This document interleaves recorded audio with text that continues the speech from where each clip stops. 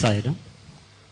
పవిత్ర కార్తీక మాసంలో నేడు సోమవారం రోజు నుండి 21వ తేదీ మొదలు 29వ తేదీ వరకు 9 రోజుల పాటు పవ్వాడ శ్రీ షిరిడి సాయిబాబా మందిర ప్రాంగణంలో శ్రీరమణ తత్వం అనే అంశం మీద గురుదేవుల ప్రవచన కార్యక్రమం జరుగుతుంది. సదరు కార్యక్రమంలో అందరు భక్తులు పాల్గొని గురుదేవుల సందేశాలను విని వారు కూడా సెల్ ఫోన్స్ ఆఫ్ చేసి ప్రసంగ కార్యక్రమంలో పాల్గొనవలసిందిగా కోరుతున్నాం. అలాగే గురుదేవుల ప్రసంగం పూర్తి వెళ్ళే సమయంలో దయచేసి ఎవరు కూడా గురుదేవులు తాకడానికి కానీ వారి పాదాలు స్పర్శించడానికి కానీ దయచేసి ప్రయత్నం చేయవద్దు.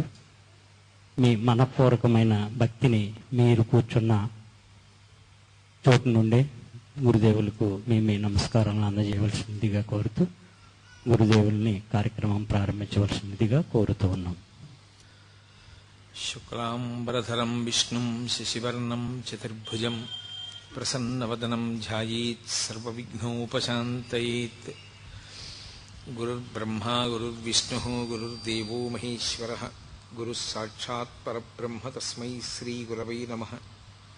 వ్యాసాయ విష్ణురూపాయ వ్యాసరూపాయ విష్ణవే నమో వై బ్రహ్మనిధయే వాసిష్ఠాయ నమో నమః.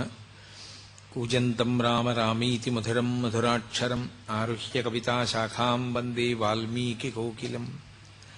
శృతిస్మృతిపురాణానాం ఆలయం కరుణాలయం నమామి భగవత్పాదశంకరం లోకశంకరం.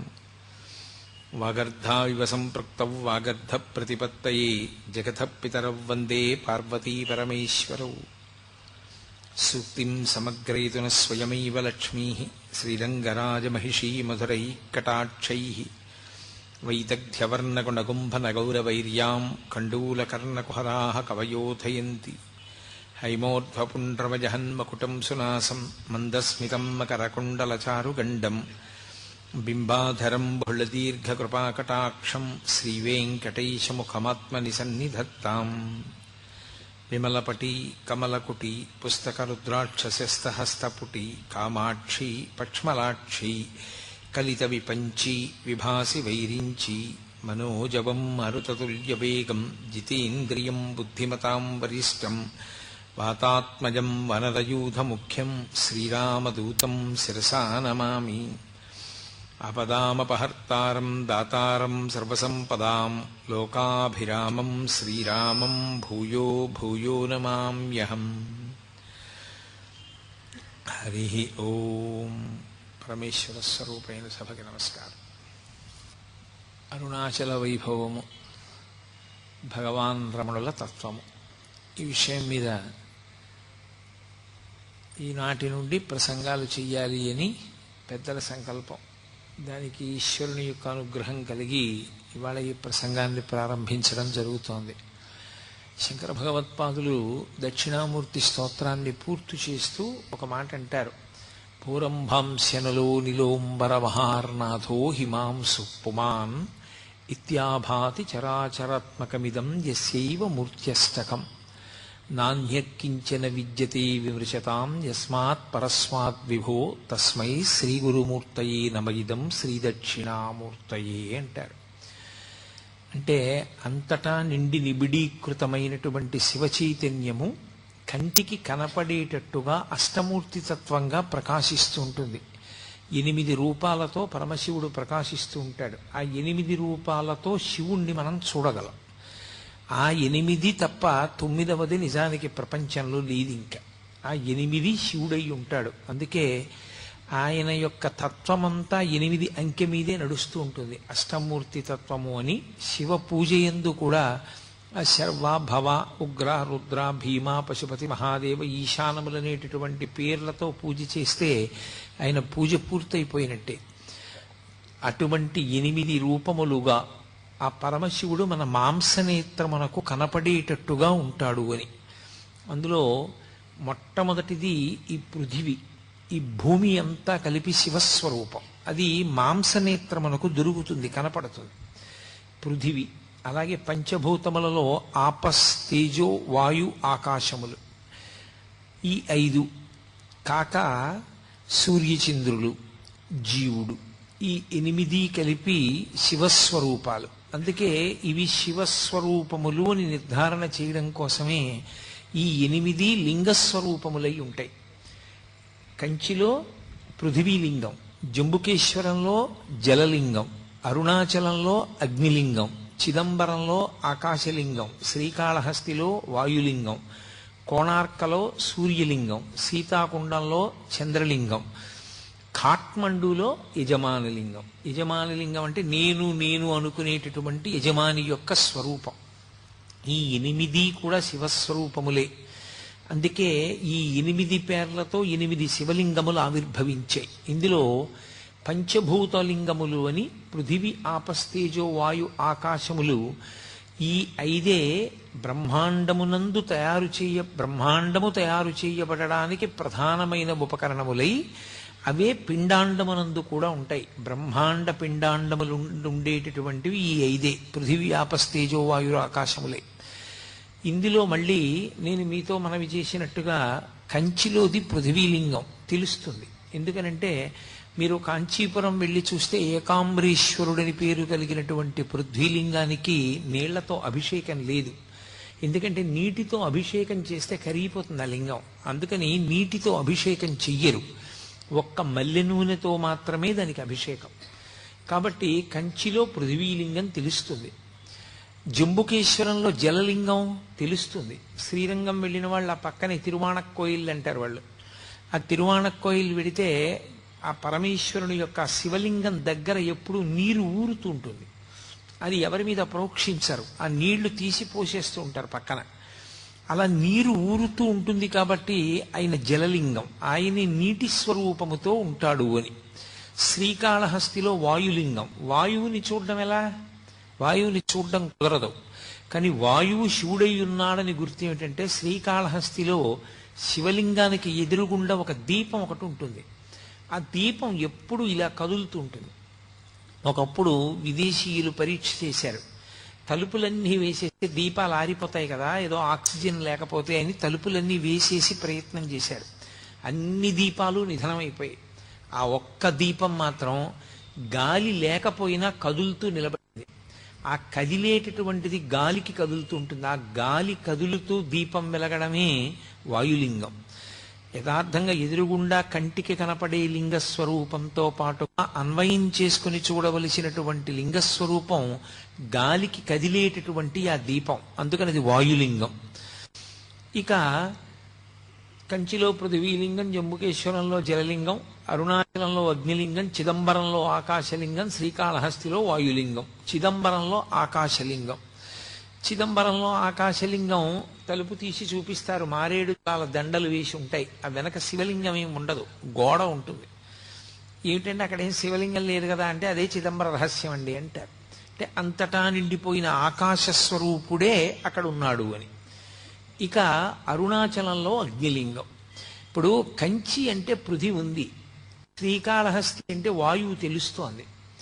జంబుకేశ్వరంలో జలలింగం అంటే నీటి దగ్గర, శివలింగం దగ్గర నీరు ఊరుతోంది. సరే, చిదంబరంలో ఆకాశలింగం అంటే అంతటా నిండినటువంటి ఆకాశమే అక్కడ ఉన్నది తెలుస్తోంది. కానీ అరుణాచలంలో అగ్నిలింగం అంటే అక్కడ అగ్ని ఏది? మీరు అరుణాచలం శివాలయంలోకి వెడితే మీకు అక్కడ అగ్ని ఏమైనా కనపడుతుందా? ఒక పెద్ద జ్యోతిస్వరూపాన్ని అక్కడ ఉంచి, లేదా ఒక పెద్ద నెగడుల ఒక మంట మండుతుంటే అదేనండి శివలింగం అక్కడ అని ఎవరైనా చెప్తారా? చెప్పరు. మామూలుగా శివలింగమే ఉంటుంది. మామూలు శివలింగమే ఉన్నప్పుడు అరుణాచలంలో ఉండేటటువంటి శివలింగం అగ్నిలింగం ఎలా అవుతుంది? అరుణాచలమునందు అగ్నిలింగం ఉన్నది అని ఎందుచేత చెప్పబడింది అంటే, మీరు బయట ఎంత చల్లగా ఉండనివ్వండి, అరుణాచలం దేవాలయంలోకి వెళ్ళి కూర్చుంటే ఒళ్ళు చెమటలు పోస్తుంది, అంత వేడిగా ఉంటుంది. ఆ వేడి నిజంగా అగ్నిహోత్ర స్వరూపంతో ఉంటే మనం తట్టుకోలేమని ఆ వేడి రూపంలో ప్రకాశిస్తూ ఉంటాడు ఆయన. కాదు కాదు, అసలు యథార్థం ఏమంటే అది జ్ఞానాగ్ని. ఆ ఆ జ్ఞానాగ్ని ఎవరికి కలుగుతుందో వాళ్ళ కర్మలు దగ్ధమవుతాయి. జ్ఞానాగ్ని దగ్ధ కర్మాణం అంటాడు భగవద్గీతలో గీతాచార్యుడు. ఆ జ్ఞానాగ్ని వలన మళ్ళీ పుట్టవలసినటువంటి అవసరం లేకుండా పాపములన్నీ కూడా కాలిపోతాయి సంచితముతో కలిపి. అంత గొప్ప జ్ఞానస్వరూపమే రాశీభూతమై లింగస్వరూపాన్ని దాల్చింది. అందుకే దాన్ని జ్ఞానస్వరూపమైనటువంటి అగ్నిలింగం. అందుకే అరుణాచలంలో ఉండేటటువంటి శివలింగము భౌతికమైనటువంటి అగ్నికి ప్రతీక, జ్ఞానాగ్నికి ప్రతీక. ఆ శివలింగం ఎలా వచ్చింది అని అడిగారు. ఆ శివలింగం ఎలా వచ్చింది, ఎందుకు వచ్చింది అన్న దాని మీద చాలా విశేషమైనటువంటి వ్యాఖ్యానం చేశారు. ఒకానొకప్పుడు బ్రహ్మ విష్ణువులిద్దరికీ కూడా కలహం ఏర్పడింది. దేనికి కలహం అంటే ఎవరు ఎవరికన్నా గొప్పవారు అన్న విషయం మీద. ఎవరు ఎవరికన్నా గొప్పవారు అంటే ఎవరు ఏ పని చేస్తూ ఉంటారు అన్నది చూడవలసి ఉంటుంది కదా. సృష్టికర్త బ్రహ్మగారు, స్థితికర్త శ్రీ మహావిష్ణువు. ఈ సమస్త భూతములు నేను సృజిస్తే కదూ వాటిని నిలబెట్టడం అన్నది, వాటిని పోషించడం అన్నది. అసలు నేను సృజించకపోతే ఇంకా నిలబెట్టడం అన్న మాట ఎక్కడ వస్తుంది? నువ్వు సృజిస్తే నిలబెట్టకపోతే ఆ సృష్టికి అందం ఎక్కడ ఉంటుంది? కాబట్టి వాళ్ళిద్దరి మధ్య వాదోపవాదాలు పెరిగాయి. అయితే ఇక్కడ ఒక అనుమానం వస్తుంది. 4 వేదములను 4 ముఖములతో చెప్పగలిగిన వాడు సరస్వతీదేవి యొక్క భర్త, ఇంతటి సృష్టికర్త, లోకానికి పితామహుడు, మహానుభావుడైనటువంటి బ్రహ్మగారికి ఇలాంటి అజ్ఞానం పట్టుకుని లోకాలన్నింటినీ దక్షతతో నిర్వహించగలిగినటువంటి వాడు, స్థితికారుడు, ఎందరో రాక్షసులను దునుమాడినవాడు, దశావతారములను స్వీకరించగలిగినవాడు, అటువంటి శ్రీ మహావిష్ణువు ఇటువంటి అజ్ఞానానికి వశుడై వాళ్ళు కూడా అహంకారంతో అలా కలహించుకుంటే ఇంకా వారు ఒక్కొక్కసారి అలా బుద్ధి పతనమవుతుంది అని అనవలసి వస్తే అంతటి పూజనీయమైన స్థానములను ఎలా అలంకరిస్తారనేటటువంటి ప్రశ్న ఒకటి ఉత్పన్నమవుతుంది. కానీ మీరు ఒక్క విషయాన్ని బాగా గమనించవలసి ఉంటుంది. మాయా అని ఒక మాట ఉంటుంది. ఆ మాయకి అందరూ వశులవుతారు. శివమాయా మోహితులైన నాడు బ్రహ్మగారు విష్ణువు కూడా శివమాయకు వశులైతే వారి యొక్క బుద్ధి ఎందు కూడా ఒక మేఘం కమ్మినట్టుగా కమ్ముతుంది. అంతేకాని అది శాశ్వతమైనటువంటి వైక్లభ్యము కాదు. ఆ శివమాయా మోహితులయ్యారు వాళ్ళు. ఆ శివమాయా మోహితులయ్యారన్న మాటని శివమహాపురాణంలో వ్యాసుడు ఇన్ని మార్లో ప్రయోగిస్తాడు. కాబట్టి వారి మధ్య అహంకార భేదం వచ్చింది, కలహం ఉత్పన్నమైంది, ఇద్దరూ దెబ్బలాడుకుంటున్నారు. ఇప్పుడు అసలు వాళ్ళు ఏ మాయ చేత అలా అయిపోయారో ఆ మాయాస్వరూపము వాళ్ళకి ద్యోతకము కావాలని పరమశివుడు ఒక పెద్ద జ్యోతి స్తంభంగా వెలిశాడు వాళ్ళ మధ్యలో. అది కంటితో చూస్తే పై వరకు వెలుగుతోంది, కిందకి చూస్తే భూమి లోపల ఎక్కడుందో తెలియదు. ఒక పెద్ద స్తంభం. ఆ స్తంభం ఏమిటి? ఏదో లోహంతో చేసిన స్తంభం కాదు, అది జ్యోతి స్వరూపం. అందుకే జ్యోతిర్లింగము అన్న మాట వచ్చింది. జ్యోతిర్లింగము అన్న మాటకు అర్థం అక్కడ ఏదో జ్యోతి ఉంటుంది లేకపోతే దీపం వెలుగుతూ ఉంటుంది అని కాదు దాని అర్థం. జ్యోతిర్లింగము అన్న మాట ఎక్కడ వాడినా మీరేం గుర్తుపెట్టుకోవాలంటే అది జన్మ జన్మాంతరముల నుండి మనని వెంటాడుతున్నటువంటి అజ్ఞానాన్ని, ఇంకా కొన్ని కోట్ల జన్మలెత్తడానికి అవసరమైనంత పాపాన్ని, ఆ పాపము వలన ఏర్పడిన కర్మ బంధములను, దాని వలన కలిగినటువంటి అజ్ఞానాన్ని, మనలోని పశుత్వాన్ని కాల్చివేసి జ్ఞానమిచ్చి మళ్లీ పుట్టవలసినటువంటి అవసరాన్ని తీసివేయగలిగినటువంటి రాశీభూతమైన శక్తి ఎక్కడున్నదో దానికి జ్యోతిర్లింగమని పేరు. ఎందుచేత? జ్యోతి అంటే దీపం. దీపం ఎక్కడుందో అక్కడ చీకటి ఉండదు. చీకటి లేకపోతే ఉన్న వస్తువు ఉన్నట్లుగా కనపడుతుంది. ఆ సత్య వస్తువు మనకి ప్రకాశించాలి, తెలియాలంటే దీపం ఒక్కటే సాధనం. ఆ దీపం లేని నాడు ఉన్న వస్తువు ఉన్నట్టు తెలియదు. ఉన్న వస్తువు ఉన్నట్టు తెలియకపోతే వచ్చే పెద్ద ప్రమాదం ఏమి అంటే వెంటనే భయం పట్టుకుంటుంది. అది ఏ వస్తువో తెలియదు కాబట్టి భయం. ఎక్కడికన్నా వెళ్ళాలంటే భయం. అందరికీ చీకటిగా ఉంటే భయం. చీకటి అంటే భయం అండి అంటారు. కారణం ఏంటంటే చీకట్లో ఉన్న వస్తువు తెలియదు. చీకటి పోవాలంటే ఒక దీపం వెలిగితే చాలు, భయం పోతుంది. మృత్యువు పట్ల అందరికీ భయం ఎందుకుంటుంది అంటే ఈ శరీరం పడిపోతుంది అని. కానీ ఈ శరీరం పడిపోవడం అనేటటువంటిది జరిగి తీరుతుంది. కానీ ఎప్పుడూ పడకుండా ఉండేటటువంటిది ఆత్మ. ఆ ఆత్మ ఎరుకలోకి వచ్చి శరీరము అసత్యం అనేటటువంటి భావమునందు త్రికరణ శుద్ధిగా నిలబడగలిగినటువంటి శక్తిని ఇవ్వగలిగినటువంటి దీపస్వరూపానికి జ్యోతిర్లింగం అని పేరు. ఇప్పుడు దానినే మహాశివరాత్రి అంటారు. ఆ పెద్ద జ్యోతి స్తంభం ఒకటి వెలిగింది ఆ బ్రహ్మగారు శ్రీ మహావిష్ణువు మధ్యలో. అది ఎంత ఉంది అని అడిగారు. దాన్ని వర్ణన చేసింది యజుర్వేదం. రుద్రాధ్యాయానికి ప్రార్థనా శ్లోకం చెప్తూ ఆ పాతాళ నభస్థలాంత భువన బ్రహ్మాండం ఆ విస్ఫురత్ జ్యోతిస్ఫాటికలింగమౌళి విలసత్పూర్ణిందు వాంతామృతై అంది. అది పాతాళలోకం కన్నా కింద ఎక్కడుంటుంది ఏముంటుంది అని అడిగితే అక్కడ వరకు వెళ్ళింది. అంటే ఎక్కడ వరకు ఉంటుంది అంటే పాతాళలోకం వరకు చెప్తారు. ఇంకా కింది వరకు వెళ్ళిపోయింది. పైన బ్రహ్మాండమా విస్ఫురత్, ఈ బ్రహ్మాండములు ఎంతవరకు ఉన్నాయో వాటన్నిటినీ దాటిపోయింది. అందుకే మనకి ఇప్పటికీ కొన్ని ప్రధానమైనటువంటి దేవాలయాల్లో మీరు చూస్తే ఆవిర్భావలింగము అని ఉంటుంది. ఆ లింగం దేవాలయంలో ఉండదు, దేవాలయం వెనక గోడ మీద ఉంటుంది. శ్రీకాళహస్తి క్షేత్రంలో దేవాలయం వెనక గోడ మీద కనపడుతుంది. శివలింగం ఉండి శివలింగం మధ్యలో ఏదో చిన్న అవరోధం తొలగినట్టుగా ఉండి దాని మధ్యలో శివుడు సాకారంగా ఉంటాడు. పై భాగం సరిగా కనపడదు, కింద భాగం సరిగా కనపడదు. కింద ఒక పంది ఉంటుంది కిందకి తవ్వుతూ వెడుతున్నట్టు, పైన ఒక హంస ఉంటుంది ఎగురుతున్నట్టు. అదే ఆవిర్భావలింగం. ఆవిర్భావలింగం అంటే ఆ జ్యోతి స్తంభం ఏర్పడినప్పుడు శ్రీ మహావిష్ణువు దీని యొక్క ఆది నేను కనుక్కుంటానని ఆయన వరాహస్వరూపాన్ని పొంది భూమిని తవ్వుకుంటూ కిందకి వెళ్ళారు.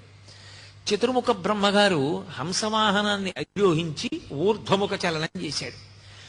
అలా కొన్ని వేల దివ్య సంవత్సరములు ప్రయాణం చేశారు ఇద్దరు. ప్రయాణం చేసి వెళ్ళి వెళ్ళి వెళ్ళి వెళ్ళి ఎంత లోపలికి వెడుతున్నా జ్యోతిస్తంభం వెడుతూనే ఉంది. పైకి బ్రహ్మగారు ఎంత దూరం వెడుతున్నా జ్యోతిస్తంభం వెడుతూనే ఉంది. ఇక బ్రహ్మగారికి చాలా అలసట కలిగింది. ఇక నేను వెతకలేను, నా వల్ల కాదనుకున్నాడు. శ్రీ మహావిష్ణువు రజోగుణ ప్రధానుడు కాడాయన. అందుకే బ్రహ్మగారిని ఎరుపు రంగుతో సంకేతిస్తారు. ఆయన రజోగుణ ప్రధానుడు. సృష్టి ఎక్కడ ఉన్నా రజోగుణ సంబంధం. అందుకే ఆయనని ఎరుపు రంగులో చూపిస్తారు ఎప్పుడు. కాబట్టి రజోగుణానికి ఉండేటటువంటి లక్షణం ఏమిటంటే పక్కనే దానికి అహంకారం కూడా ఉంటుంది. అందుకని తొందరగా బ్రహ్మగారికి అహంకారం కలిగి అది ఎంత దూరం వెళ్ళిపోయిందంటే పైనుంచి పడిపోతోంది ఒక మొగలి పువ్వు. దాన్ని పట్టుకున్నాడు ఆయన. నువ్వు ఎక్కడి నుంచి పడుతున్నావు అని అడిగాడు. నేను శివుని యొక్క తల మించి కింద పడుతున్నాను, లింగం పైనుంచి అంది. ఇంకెంత దూరం ఉంది అని అడిగాడు. ఎంత దూరం ఉందో నాకు తెలియదు, కానీ నేను ఇలా పడడం మొదలుపెట్టి కొన్ని వేల దివ్య సంవత్సరములు అయిపోయింది అని. అంటే ఎంత పై వరకు ఉన్నదో ఈ శివలింగానికి ఆద్యంతములేమిటి నేను కనుక్కోలేనని ఆయన అన్నాడు. నేనే నిన్ను పూజ చేశానని తీసుకొచ్చానని సాక్ష్యం చెప్పాలి అన్నాడు. స్థానం చతుర్ముఖ బ్రహ్మగారి స్థానం, పితామహుడు. ఆయన్ని కాదనలేక మొగలి పువ్వు అంగీకరించి సురభి కనపడింది అక్కడ, కామధేనువు.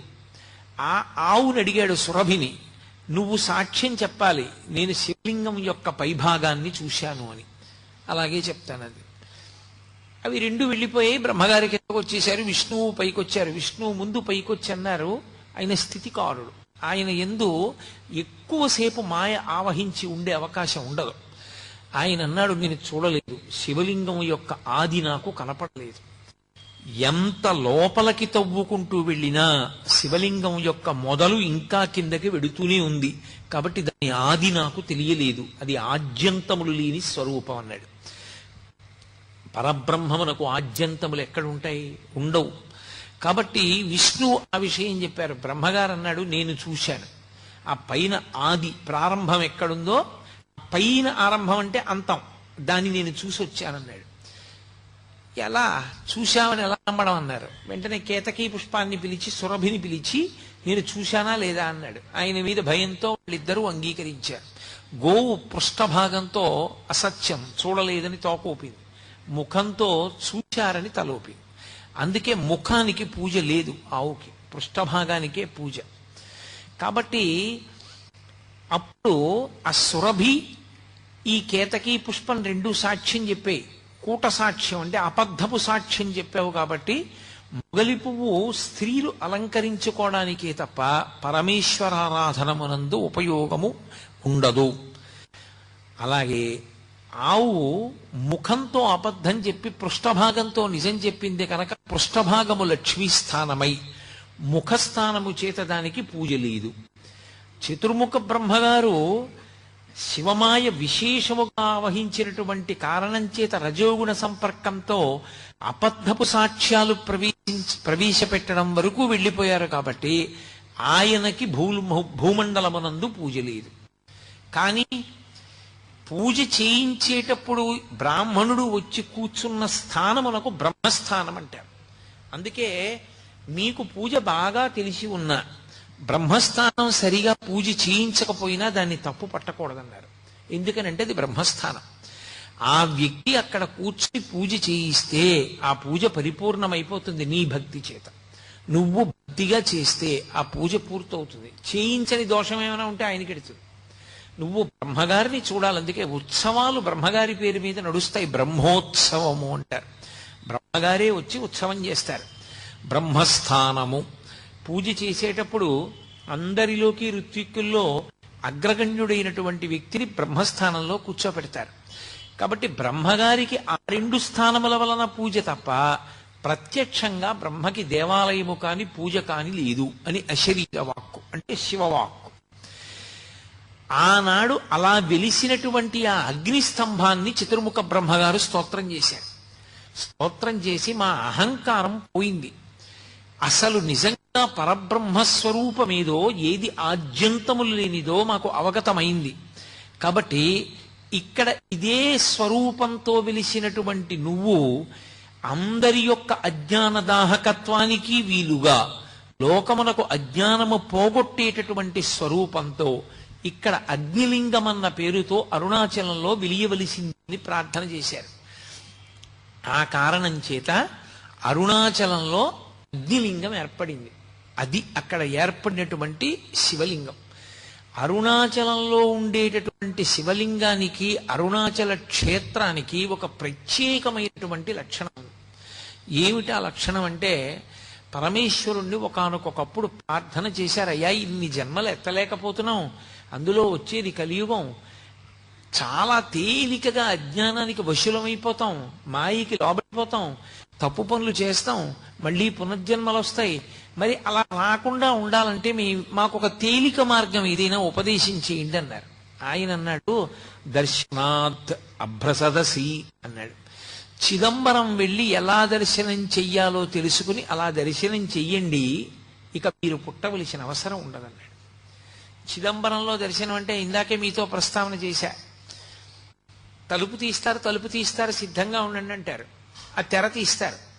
ఇలా చూసేటప్పటికి ఇలా జాగ్రత్తగా కళ్ళు నులుకుని చూస్తారు, ఏం ఉండదు. మారేడు దళాల దండలు వేలాడుతుంటాయి, బంగారు మారేడు దళాలు, మామూలు మారేడు దళాల దండలు ఉంటాయి. తెరహేస్తారు, అయిపోయింది వెళ్ళిపోండి అంటారు. కొంతమంది అంటారు డాంబికానికి నీకు కనపడలేదా, శివలింగం వెనకాల ఉంది కదూ అంటారు. ఉత్తిది అదేం కాదు. అదేమిటండి ఏం లేదు కదా వెనకాతలంటే అదే చిదంబర రహస్యం అంటారు. అందుకే ఇప్పటికే అర్థం కాని విషయాన్ని చిదంబర రహస్యం అంటారు.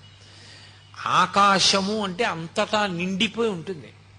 అంతటా నిండిపోయిన ఆకాశములో అన్నీ ఉంటాయి. ఇప్పుడు మఠాకాశము అంటాం, అంతటా నిండిపోయినటువంటి ఆకాశం ఒకటి అనంతాకాశము అంటారు. అనంతాకాశమునందు మఠాకాశము అంటే ఓ గది, ఓ గదిలో ఆకాశం ఉంటుంది. మళ్ళీ అందులో కుండ పెట్టారనుకోండి ఘటాకాశము, మళ్ళీ ఆ కుండలో ఖాళీ భాగం ఉంటుంది, అది ఆకాశం. ఏమీ లేదనకూడదు, శూన్యం అనకూడదు. శూన్యం బౌద్ధుల వాదన, ఆకాశము సనాతన ధర్మవాదన.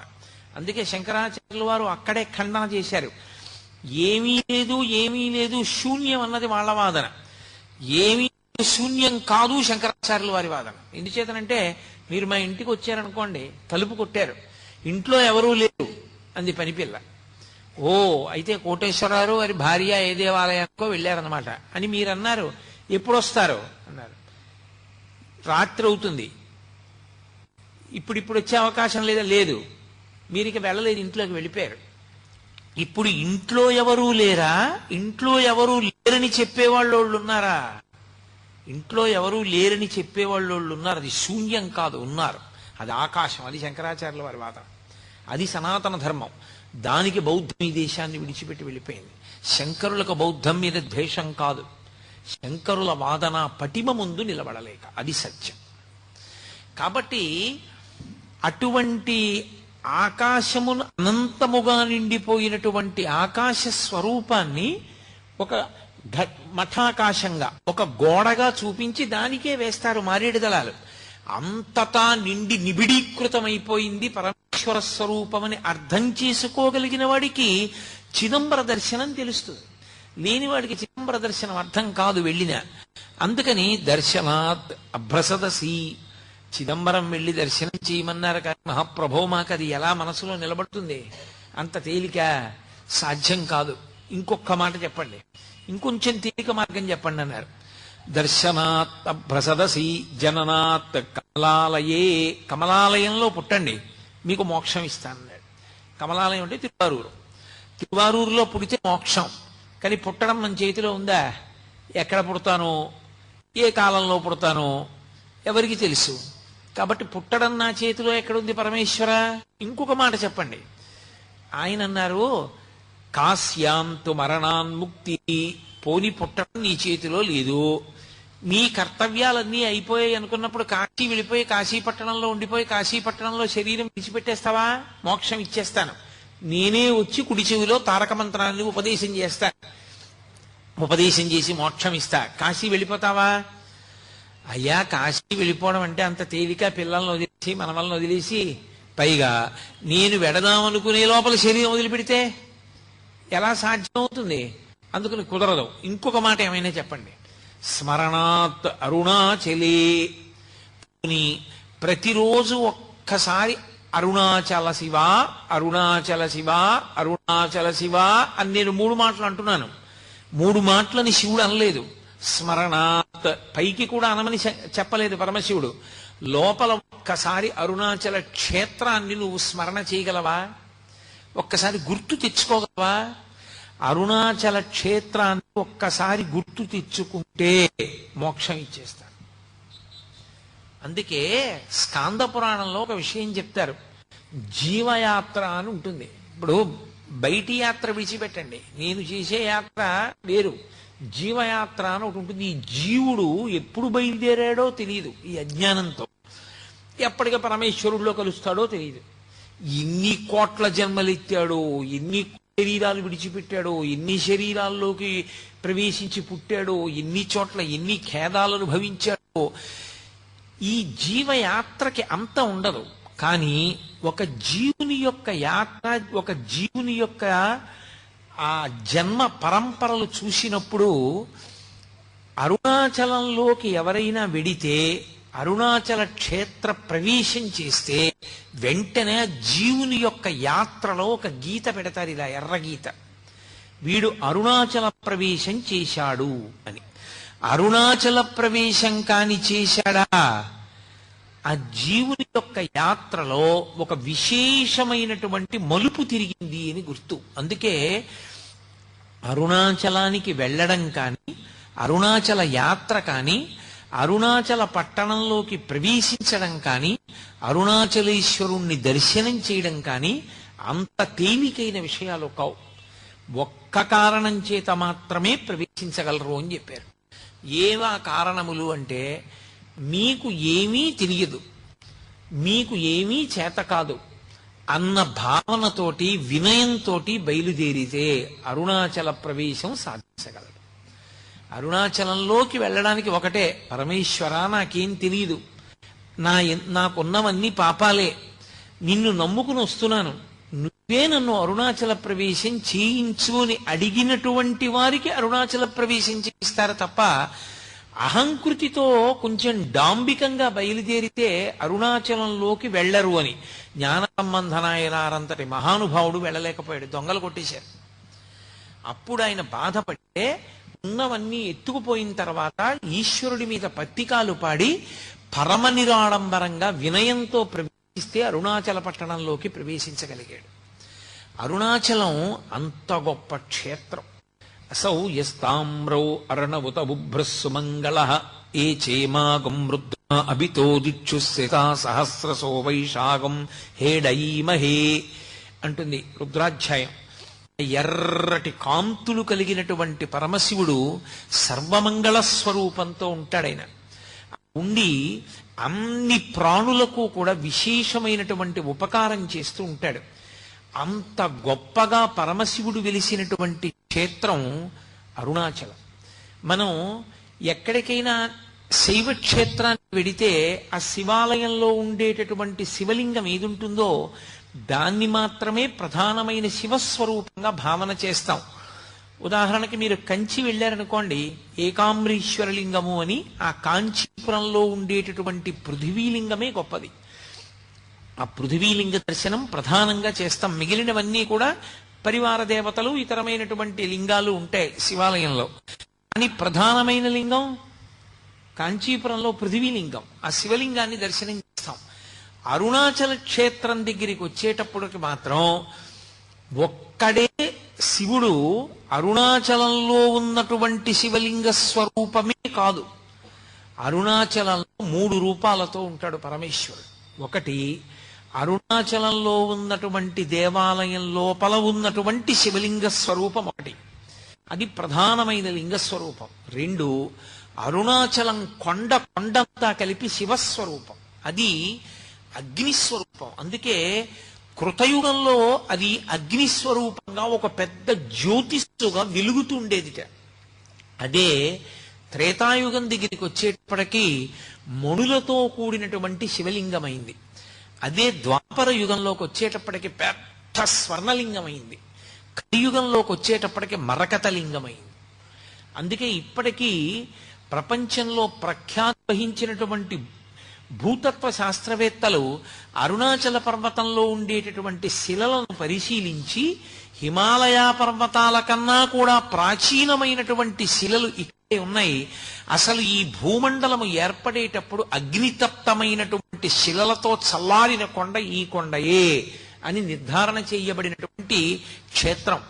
ఇప్పటికీ అరుణాచలంలో దేవాలయానికి పునర్నిర్మాణం చేస్తున్నప్పుడు కుంభాభిషేక సమయంలో అక్కడ ఒక సొరంగ మార్గం కనపడింది. భగవాన్ రమణులు చెప్తూ ఉండేవారు, ఆ సొరంగం అరుణాచలం కొండ మధ్య భాగంలోకి వెడుతుంది. పైకి కొండ కనపడుతుంది, ఈ మాంసనేత్రానికి ఒక కొండలా కనపడుతుంది, కానీ యథార్థమునకు అది ఒక జ్యోతి స్వరూపం, అదొక పెద్ద జ్యోతి. పట్టాభిరామన్ అని చెప్పి భారతదేశానికి ఆర్థిక శాఖ మంత్రి చేశారు. ఆయన తిరువణ్ణామలై వెడితే ఆయనకి అక్కడ ఉన్నటువంటి కొండలో పెద్ద జ్యోతి కనపడింది. ఇప్పటికీ అరుణాచల క్షేత్రంలో ఎందరో మహాపురుషులు దర్శనం చేశారు, ఎందరికో దర్శనాలు అయ్యాయి, ఎన్నో చోట్ల గ్రంథస్థం అయ్యాయి ఆ విషయాలు. సప్తర్షులు కూడా జ్యోతుల యొక్క స్వరూపాలతో వచ్చి అరుణాచల పర్వతంలోకి వెళ్లి పరమేశ్వరుణ్ణి సేవించి మళ్ళీ ఆకాశంలోకి జ్యోతుల రూపంలో వెళ్లి సప్తర్షి మండల ప్రవేశం చేస్తుంటే దర్శనం చేసిన వాళ్ళు ఎందరో ఉన్నారు. సభాముఖంగా చెప్పడం నాకు ఇష్టం లేదు, కానీ నేను మీతో ఒక విషయం చెప్తే మీరు ఆశ్చర్యపోతారు. నేను అరుణాచలం వెళ్ళినటువంటి మొట్టమొదటిసారి గిరి ప్రదక్షిణం ఎలా చెయ్యాలో కూడా నాకు తెలియని రోజుల్లో నేను ఎలా గిరి ప్రదక్షిణం చేయాలి, నాకు ఈ క్షేత్రంలో ఇంతకాలం ఉండాలి అని ఏమీ తెలియక నేను మళ్ళీ తిరుగు ప్రయాణం ఏర్పాటు చేసుకొచ్చేసాను. ఎలా అని నేను అక్కడ నిలబడి ఉంటే ఒక వ్యక్తి వచ్చాడు. గిరి ప్రదక్షిణం చేస్తారా అని అడిగాడు. అవును అన్నాను. నేను తీసుకెడతాను రండి, నేను ఇక్కడే ఉంటాను, ఇప్పుడు చూస్తూ ఉంటానన్నాడు. చీకట్లో నడిచి పెడుతున్నా. నాకు ఎప్పుడూ అనుమానం ఒకటి ఉండేది, రాములు తల్లిగారికి మోక్షం ఇచ్చారు, ఏ కారణానికి అని అనుమానం ఉండేది.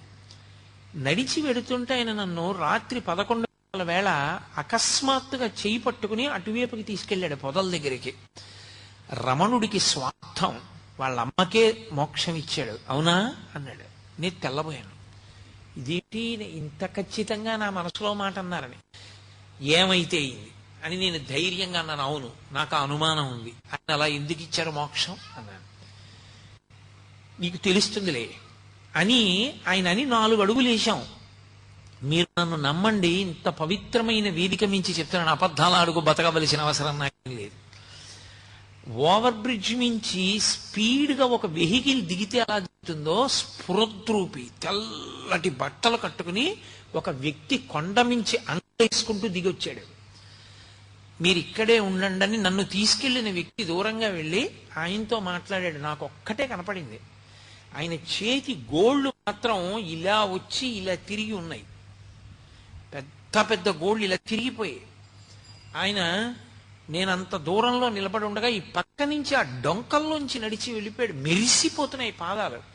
నేను ఈయనకి ముళ్ళు గుచ్చుకోవా అని చూశాను, అదేంటి అంత మెరిసిపోతున్నాయి పాదాలు అనుకునే లోపల ఆయన నడిచి వెళ్ళిపోయాడు. నన్ను తీసుకెళ్ళిన ఆయన అడిగాను, ఆయన ఎవరని. ఆయన ఒక సిద్ధ పురుషుడు, అంతకన్నా మీకు ఆయన గురించి ఇప్పుడు అర్థం కాదు అన్నాడు. ఆయన ఇంక అడగలేదు. అరుణాచలం ఎందరో సిద్ధ పురుషులకి అలవాలం. దేవతలు కూడా ఎప్పుడు దానికి ప్రదక్షిణం చేస్తూ ఉంటారు. ఎందరో మహాత్ములు అరుణాచలంలో ఉండేటటువంటి గుహలలో నివాసం చేస్తూ ఉంటారు. అంత గొప్ప పర్వతం, ఆ పర్వతం అంతా శివస్వరూపం, ఆ కొండంతా శివుడే.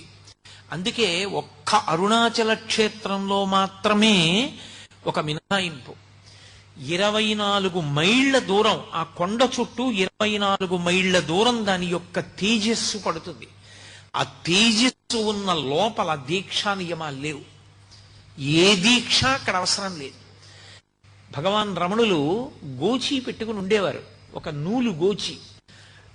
ఆయన గోచి పెట్టుకుని కూర్చున్న రోజుల్లో శృంగగిరి పీఠం నుంచి ఒక పండితుడు ఒక ఆయన వచ్చారు. అప్పటికి నృసింహభారతి స్వామి వారు పీఠాధిపత్యంలో ఉన్నారు.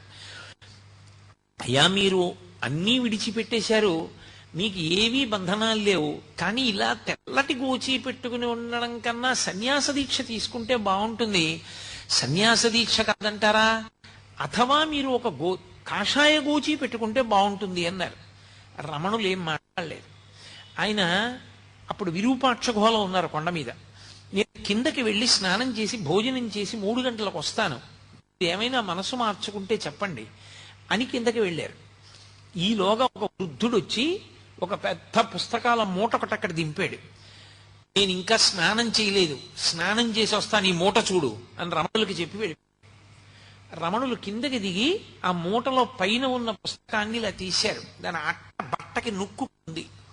ఎక్కడ నొక్కుందో అక్కడ తీసి చూస్తే సంస్కృతంలో ఉన్నటువంటి అరుణాచల మహాత్మ్యం పుస్తకం. ఆ పుస్తకంలో ఉంది, ఆ కొండకి 24 మైళ్ళ పరిధిలో ఏ దీక్షా నియమము లేదు, అందుకని సన్యాస దీక్ష అని ప్రత్యేకంగా తీసుకుని ఉండవలసిన అవసరం లేదు అరుణాచలంలో అని.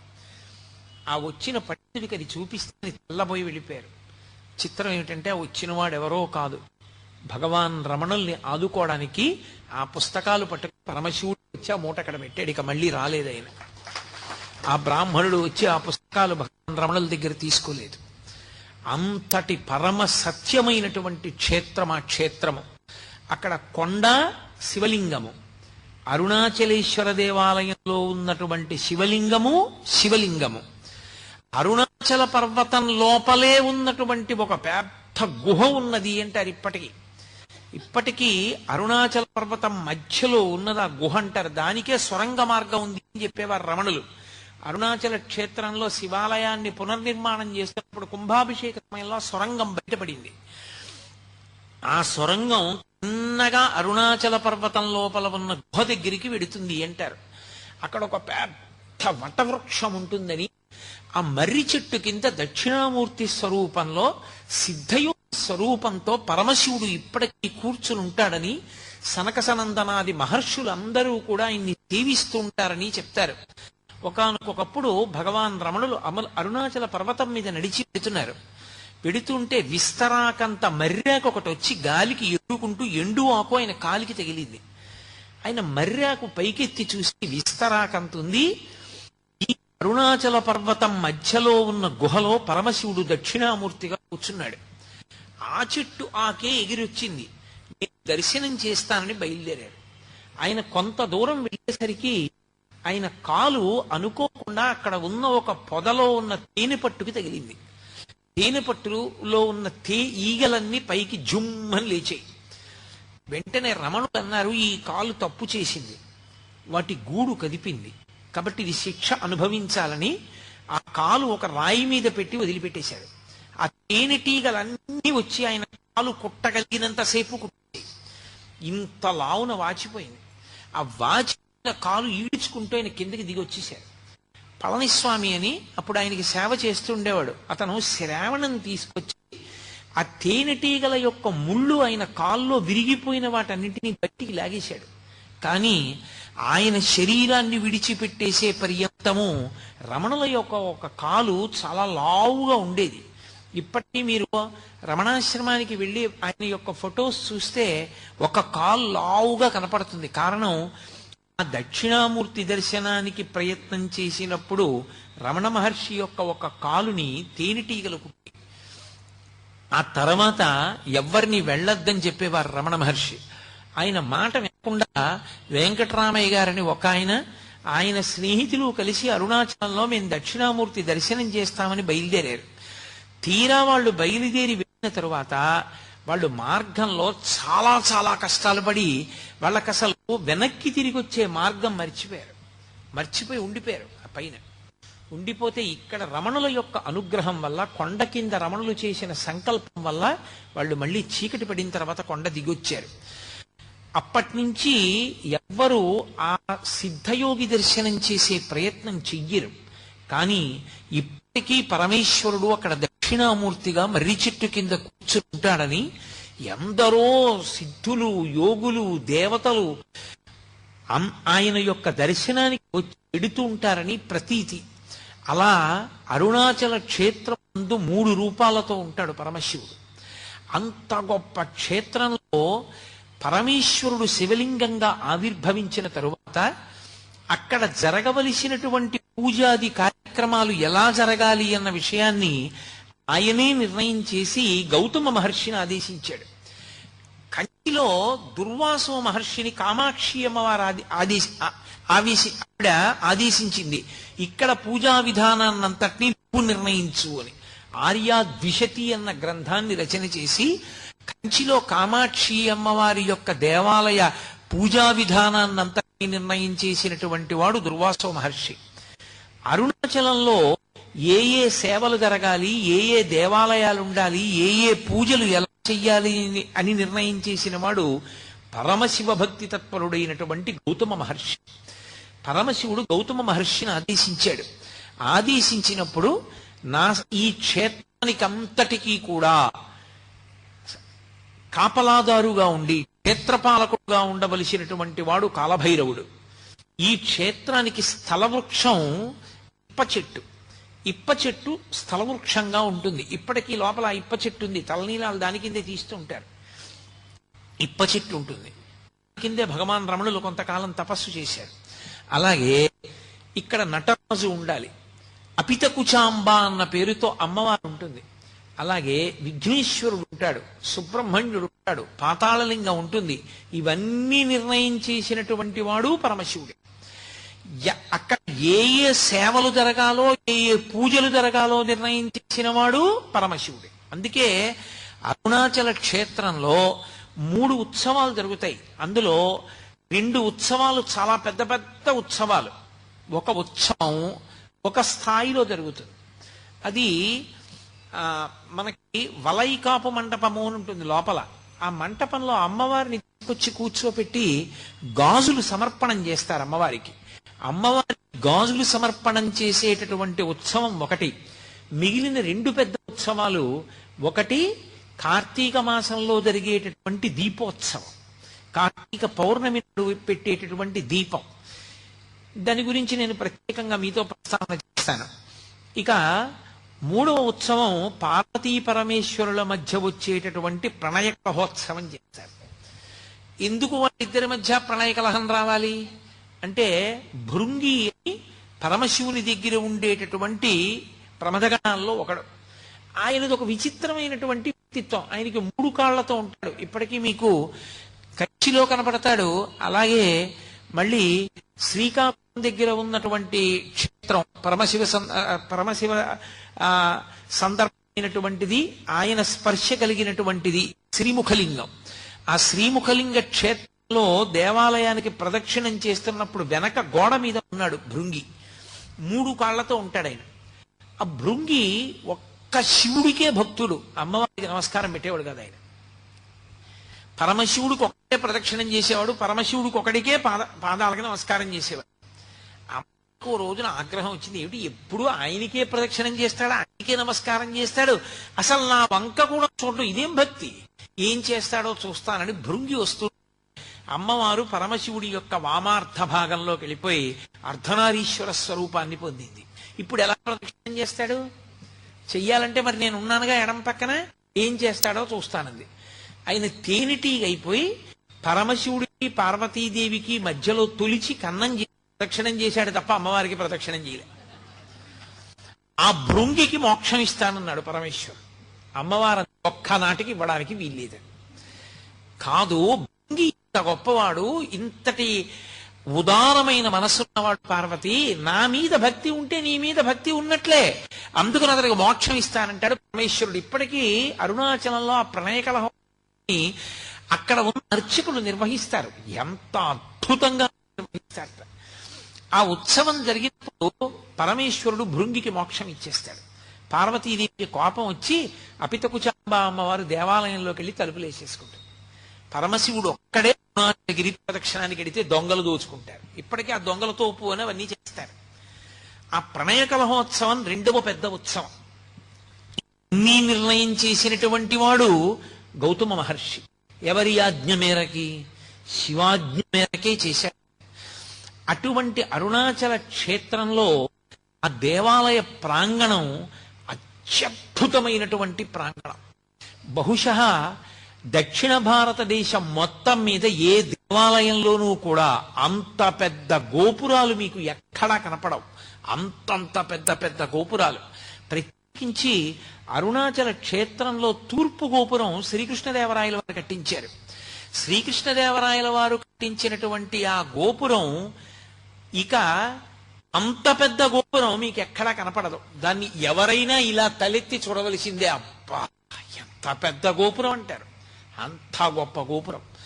అరుణాచల క్షేత్ర వైభవంలో గొప్పతనం ఏమిటంటే దాని ఉత్తర గోపురాన్ని కట్టించేటువంటిది ఒక ఆడావిడ. ఆ స్త్రీమూర్తి పేరు అమ్మణ్ణి అమ్మన్. ఆవిడ చాలా చిత్రమైన వ్యక్తి. ఆవిడ పరమశివుని అనుగ్రహం చేత ఆవిడికి గొప్ప యోగశక్తులు కలిగాయి. ఆవిడికి గోపురం కట్టించాలని కోరిక. ఆవిడ ప్రతి ఇంటి ముందుకి వెళ్ళి గోపురం కట్టడానికి చందా అడిగేది. డబ్బులు లేవంటారేమోనని ఆవిడ ఇంటి ముందు నిలబడి ఆ ఇంట్లో ఇనప్పెట్టె ఎక్కడుందో, ఇనప్పెట్టెలో ఎక్కడ డబ్బు పెట్టారో ఆ డబ్బు ఎంత ఉందో చెప్పేది. ఇంట్లో ఎక్కడెక్కడ దాచారో, ఎక్కడెక్కడ దాచిన డబ్బు ఎంత ఉంటుందో చెప్పి గోపురం కడుతున్నాను డబ్బు ఇమ్మని అడిగేది. అడిలిపోయి పట్టుకెళ్ళి డబ్బు ఉండేవారు. ఆవిడ తన యోగశక్తి చేత ఇళ్ల ముందు నిలబడి ఇంటి లోపల ఉన్న పెట్లలో డబ్బు ఎంతుందో చెప్పి వసూలు చేసిన డబ్బుతో ఉత్తర గోపురాన్ని కట్టింది. అలాగే అక్కడ ఒక గోపురాన్ని భళ్ళాల మహారాజు కట్టాడు. భళ్ళాల మహారాజు అపారమైనటువంటి శివభక్తుడు. ఆయనకి 2 భార్యలు. ఆయన విభూతి పుండ్రాలు పెట్టుకుని బొట్టు పెట్టుకుని ఏ శివభక్తుడైనా జంగమదేవరైనా సరే కోరినది ఇచ్చేస్తుండేవాడు. అటువంటి భళ్ళాల మహారాజు గారు రాజ్యం చేస్తున్న రోజుల్లో ఆయనకి సంతానం లేదు. సంతానం లేకపోయినా ఆయన పరమశివుని యందు అంత భక్తితో రాజ్యం చేస్తున్నాడు. పరమశివుడు ఆయన పరీక్షించాలి, అనుగ్రహించాలి అనుకున్నాడు. ఒక పెద్ద జంగమదేవర వేషం కట్టి తనతో పాటు కొంతమంది జంగమయ్యల్ని తీసుకుని ఒక చీకటి పడే వేళటికి భళ్ళాల మహారాజు ఇంటికి వచ్చాడు. ఆయన వెంటనే వాళ్ళందరినీ స్వాగతం పలికాడు, అర్ఘ్యపాద్యాదులు ఇచ్చాడు, వాళ్ళని సేవించాడు, కూర్చోపెట్టి వాళ్ళందరినీ కూడా చక్కగా మర్యాద చేసి విశ్రాంతి తీసుకోమన్నాడు. ఈ పెద్ద జంగమదేవరు అన్నాడు, నాతో వచ్చిన జంగమయ్యలకి నాకు దేవదాసీల్ని అన్నాడు. దేవదాసీల్ని తీసుకొచ్చి జంగమయ్యలందరికీ ఇచ్చారు. ఒక్క పెద్ద జంగమదేవరికి మాత్రం దేవదాసి లేదు. అయ్యో ఈయనకి ఒక్కడికి దేవదాసిని ఇవ్వలేనే అని బాధపడినటువంటి రాజు తల పట్టుకుని కూర్చుంటే ఆయన రెండవ భార్య పేరు చెల్లమ్మ. ఆవిడ వచ్చింది, ప్రభు మీరు చింతపడకండి, శివసేవలో లోపం రాకూడదు, నేను దేవదాసిగా ఆయన దగ్గరికి వెడతానంది. వెళ్ళమన్నాడు మహారాజు. ఆవిడ ఆ పెద్ద జంగమయ్య పడుకున్నటువంటి గదిలోకి వెళ్ళి ఆయన నిద్రపోతున్నట్టు నటిస్తున్నాడు. ఆయన నిద్ర లేపడానికి ముట్టుకుందిలాగా, ముట్టుకోగా పసిపిల్లవాడైపోయి ఏడిచాడు. అరే పిల్లవాడైపోయాడు, చేతుల్లో పట్టుకుని రాజు దగ్గరికి తీసుకొచ్చింది.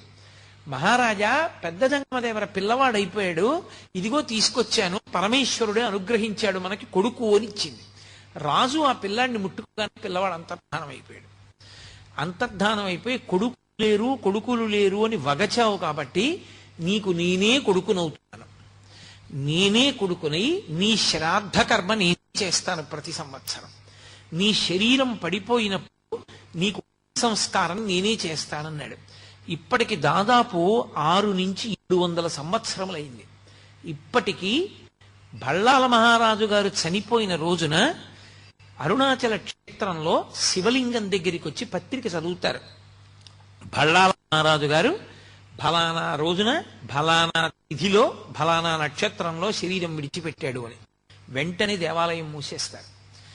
పరమశివుడు ఉత్సవమూర్తి పల్లకీలో పల్లికొండ పట్టు అని అక్కడికి దగ్గర, అక్కడే ఆయన రాజధానిగా పరిపాలన చేసేవాడు. ఆ పల్లికొండ పట్టు వెళ్తుంది పల్లకి, వెళ్ళి ఏట్లో స్నానం చేస్తాడు పరమశివుడు. అంటే ఉత్సవమూర్తి స్నానం చేస్తుంది. స్నానం చేసి పీటల మీద పరమశివుడు అపితకుచాంబ ఉండి బళ్ళాల మహారాజు గారికి తద్దినం పెట్టి మళ్ళీ ఏట్లో స్నానం చేసి అరుణాచల దేవాలయంలోకి వెళ్ళి అప్పుడు ఆయనకి అభిషేకం అయిన తర్వాత మళ్ళీ తలుపులు తీసి ఇస్తారు. 6 నుంచి 7 శతాబ్దములుగా పరమశివుడే తన భక్తుడికి తద్దినం పెడుతున్న ఏకైక క్షేత్రం అరుణాచల క్షేత్రం. ఆ క్షేత్రంలో ఆ బళ్ళాల మహారాజు గారు కట్టించినటువంటి గోపురము ఒక గోపురం. ఆ గోపురానికి కిలి గోపురం అని పిలుస్తారు. మీరు లోపల మనకి సుబ్రహ్మణ్య దేవాలయం కనపడుతుంది. మీరు ఆ సుబ్రహ్మణ్య దేవాలయం మీద తల ఎత్తి చూస్తే కొన్ని బొమ్మలు కనపడతాయి. బొమ్మల్ని బట్టి తెలుస్తుంది మనకు అక్కడ ఒక కథ తెలుస్తుంది. ప్రౌఢదేవరాయలు అని ఒక రాజు.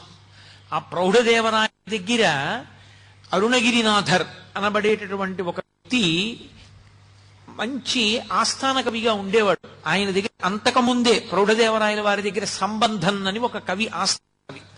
కానీ ఈ అరుణగిరినాథర్ తర్వాత ఆస్థాన కవి. అది కూడా ఎందుకు అవ్వవలసి వచ్చింది అంటే అరుణగిరినాథర్ యొక్క తల్లి చాలా చిన్న వయస్సులోనే, అరుణగిరినాథర్ చాలా చిన్న పిల్లవాడిగా ఉన్నప్పుడే శరీరం విడిచిపెట్టేసింది. అంతకు ముందే తండ్రి చనిపోయాడు. ఆవిడ శరీరం వదిలిపెడుతూ ఈ పిల్లవాడిని రక్షించమని అక్కగారికి అప్పచెప్పింది. అక్కగారి పేరు ఆది. ఆ ఆది అనబడే అక్కగారు ఈ అరుణగిరినాథర్ని పెంచి పెద్ద చేసింది.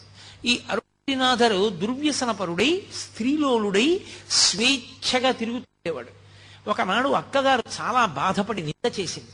అతనికి వైరాగ్యం కలిగి ఇన్ని తప్పులు చేశాను, నేను ఇక బతకకూడదని ఈ బళ్ళాల మహారాజు గారు కట్టించిన గోపురం ఎక్కి చచ్చిపోతానని అక్కడి నుంచి కింద పడ్డాడు. కింద పడుతుంటే లోపల సుబ్రహ్మణ్య దేవాలయంలో ఉన్న సుబ్రహ్మణ్యుడు బయటికి వచ్చి చేతులు పట్టి పట్టుకున్నాడు. సుబ్రహ్మణ్యేశ్వర స్వామి వారి యొక్క స్పర్శ తగలగానే అతనిలో కవిత్వం పెళ్ళుబుకి మహాభక్తుడయ్యాడు. కంగానుభూతి అని చెప్పి ఆయన అద్భుతమైనటువంటి సుబ్రహ్మణ్య గీతములను రచన చేశాడు. సుబ్రహ్మణ్య తత్వం మీద రచన చేశాడు. ఆయనే ఆ కాలంలో ప్రౌఢదేవరాయల వారి ఆస్థాన కవి సంబంధం. అరుణగిరినాథర్ యొక్క గొప్పతనాన్ని తెలుసుకుని రాజు ఆ ఆస్థాన కవి సంబంధాన్ని తీసి అరుణగిరినాథర్కి ఆస్థాన కవి పదవినిచ్చాడు. ఈయన ఆస్థాన కవి ఉంటూ సుబ్రహ్మణ్యుణ్ణి సేవించాలనేటటువంటి తాపత్రయంతో తెచ్చిన పువ్వులతో సంతోషపడక పరకాయ ప్రవేశ విద్య తెచ్చుకుని తన శరీరాన్ని అరుణాచల దేవాలయంలో ఒక మూల ఎవరికీ కనపడకుండా విడిచిపెట్టి చిలుకలోకి ప్రవేశించి పక్కన ఉన్నటువంటి వనాల్లో వెళ్ళి పారిజాత పుష్పాలు వచ్చి సుబ్రహ్మణ్యుణ్ణి సేవిస్తుండేవాడు. ఇది పెట్టాడు సంబంధం. తను శరీరాన్ని వదిలి చిలుక శరీరంలోకి వెడుతూ ఉంటాడు. నా ఆస్థాన పదవి ఇతని వల్లే పోయింది, ఇతనికి మళ్ళీ శరీరం లేకుండా చెయ్యాలని ఆ అరుణగిరినాథర్ శరీరాన్ని విడిచిపెట్టి చిలుక శరీరంలోకి ప్రవేశించగానే ఆ అరుణగిరినాథర్ యొక్క శరీరాన్ని కాల్చేశాడు. అయిపోయింది. ఆయనకి శరీరం లేదు. లేకపోవడం వల్ల చిలుక రూపంలోనే ఆ గోపురంలో కూర్చొని సుబ్రహ్మణ్యేశ్వర స్వామి వారి మీద ఇప్పటికీ పాటలు పాడతారు. ఆయన చిలుక రూపంలో పాట పాడే గోపురం కాబట్టి ఆ గోపురానికి కిలి గోపురం అని పేరు. అందుకని కిలి గోపురం అని పిలుస్తారు దాన్ని. ఇప్పటికీ చిలుక బొమ్మ ఉంటుంది దాని మీద. కాబట్టి దానికి కారణం ఆ పాతాళలింగం కింద ఒక సిద్ధుడి సమాధి ఉంది. ఆ సిద్ధుడి సమాధి మీద శివలింగం పెట్టారు. శివలింగం పెడితే అధిష్టానం అంటారు, తులసికోట పెడితే బృందావనం అంటారు. రెండే, ఇక మూడవది పెట్టరు. కాబట్టి అక్కడ శివలింగం పెట్టారు అధిష్టానం, అది పాతాళలింగం. అది లోపలికి గుహలో ఉంటుంది కాబట్టి పాతాళలింగం అంటారు. పైన మంటపం ఉంటుంది. అక్కడికి ఎవ్వరు వెళ్ళేవారు కాదు. అక్కడికి భగవాన్ రమణులు వెళ్ళి తపస్సు చేశారు. ఆ పాతాళలింగం, అక్కడ ఉండేటటువంటి నటరాజస్వామి దేవాలయం, అక్కడ ఉండేటటువంటి సిద్ధిప్రదాయకుడైనటువంటి విఘ్నేశ్వరుడు, సుబ్రహ్మణ్యుడు, ఇప్పటికీ తిరుమలాంబాదేవి సముద్రము అని అక్కడి నుంచి కాలువ గుండా నీరు తీసుకొచ్చి అరుణాచల క్షేత్రం లోపల పశ్చిమ దిక్కుగా ఉండేటటువంటి సరోవరానికి శివగంగా అని పేరు.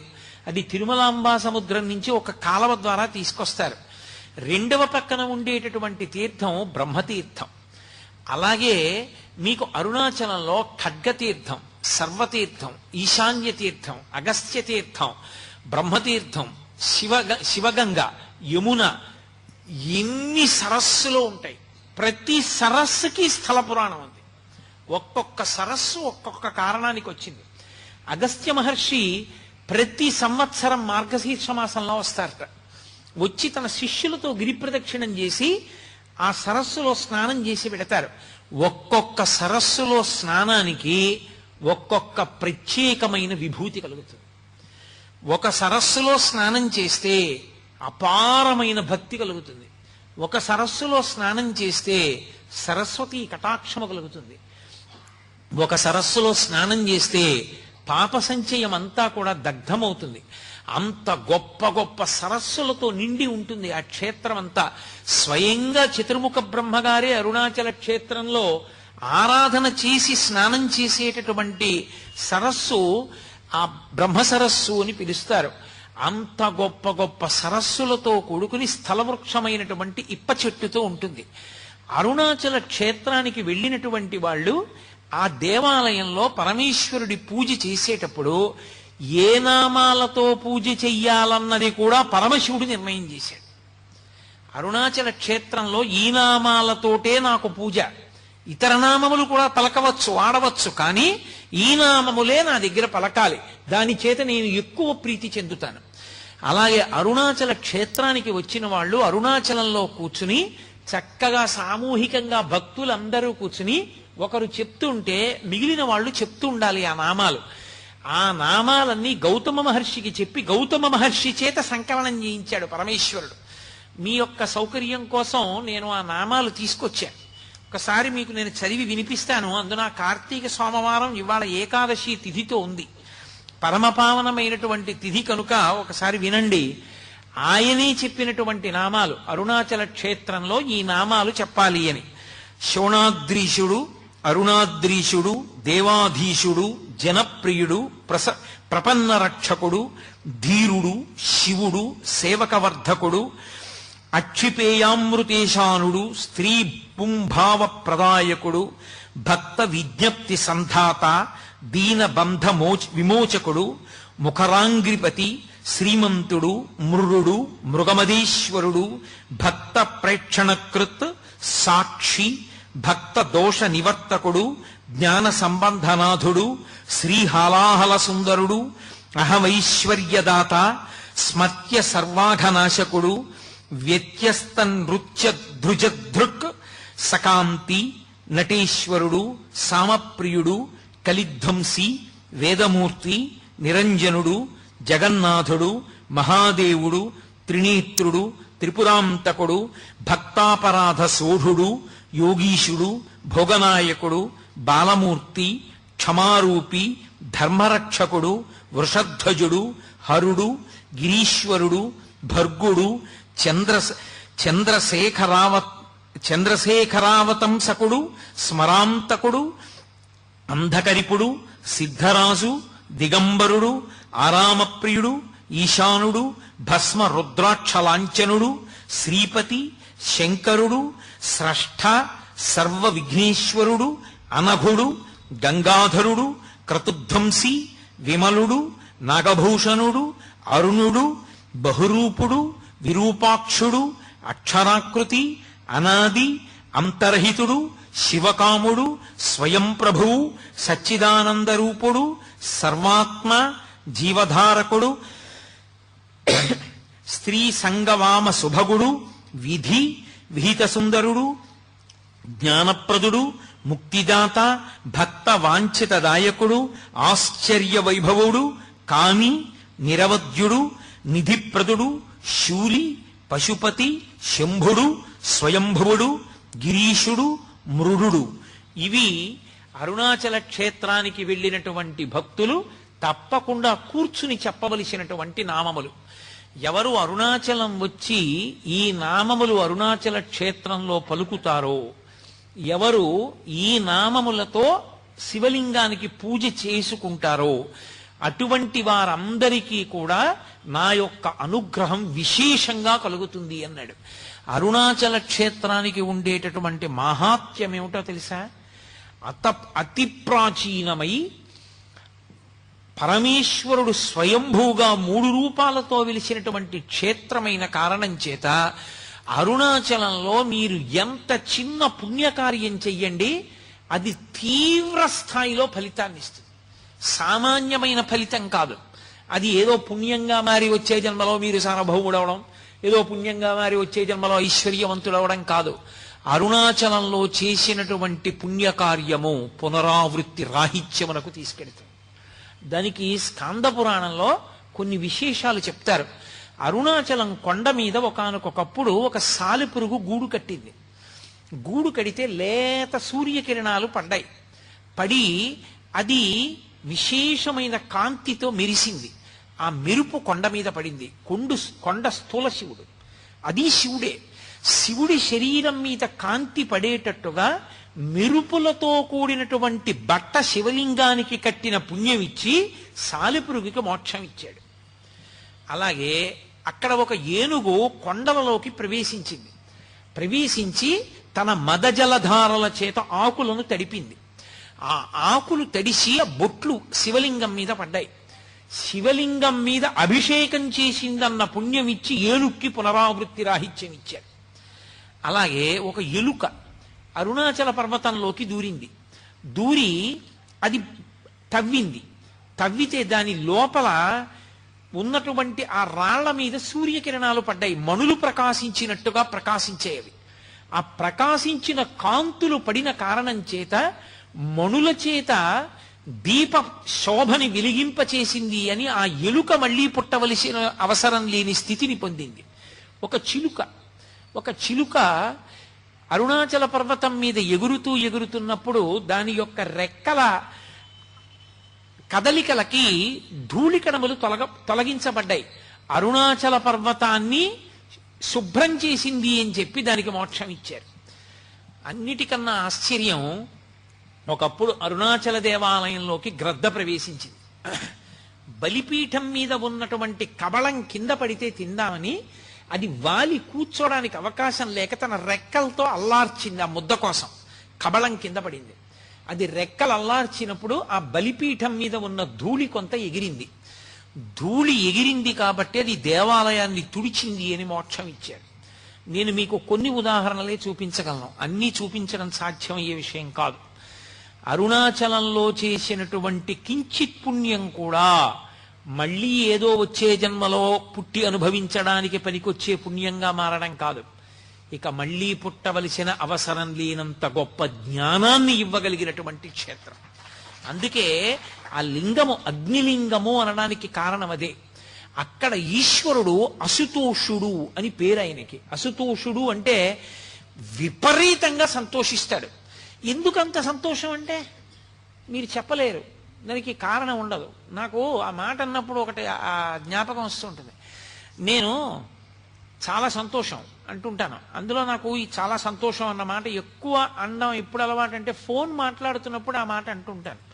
ఎవరైనా నేను చెప్తుంటే చాలా సంతోషం చాలా సంతోషం అంట. నన్ను ఎప్పుడు ఎవరు అడగలేదు. నన్ను ఒకసారి ఒక పిల్ల అడిగింది, అవతల ఫోన్లో మాట్లాడుతోంది.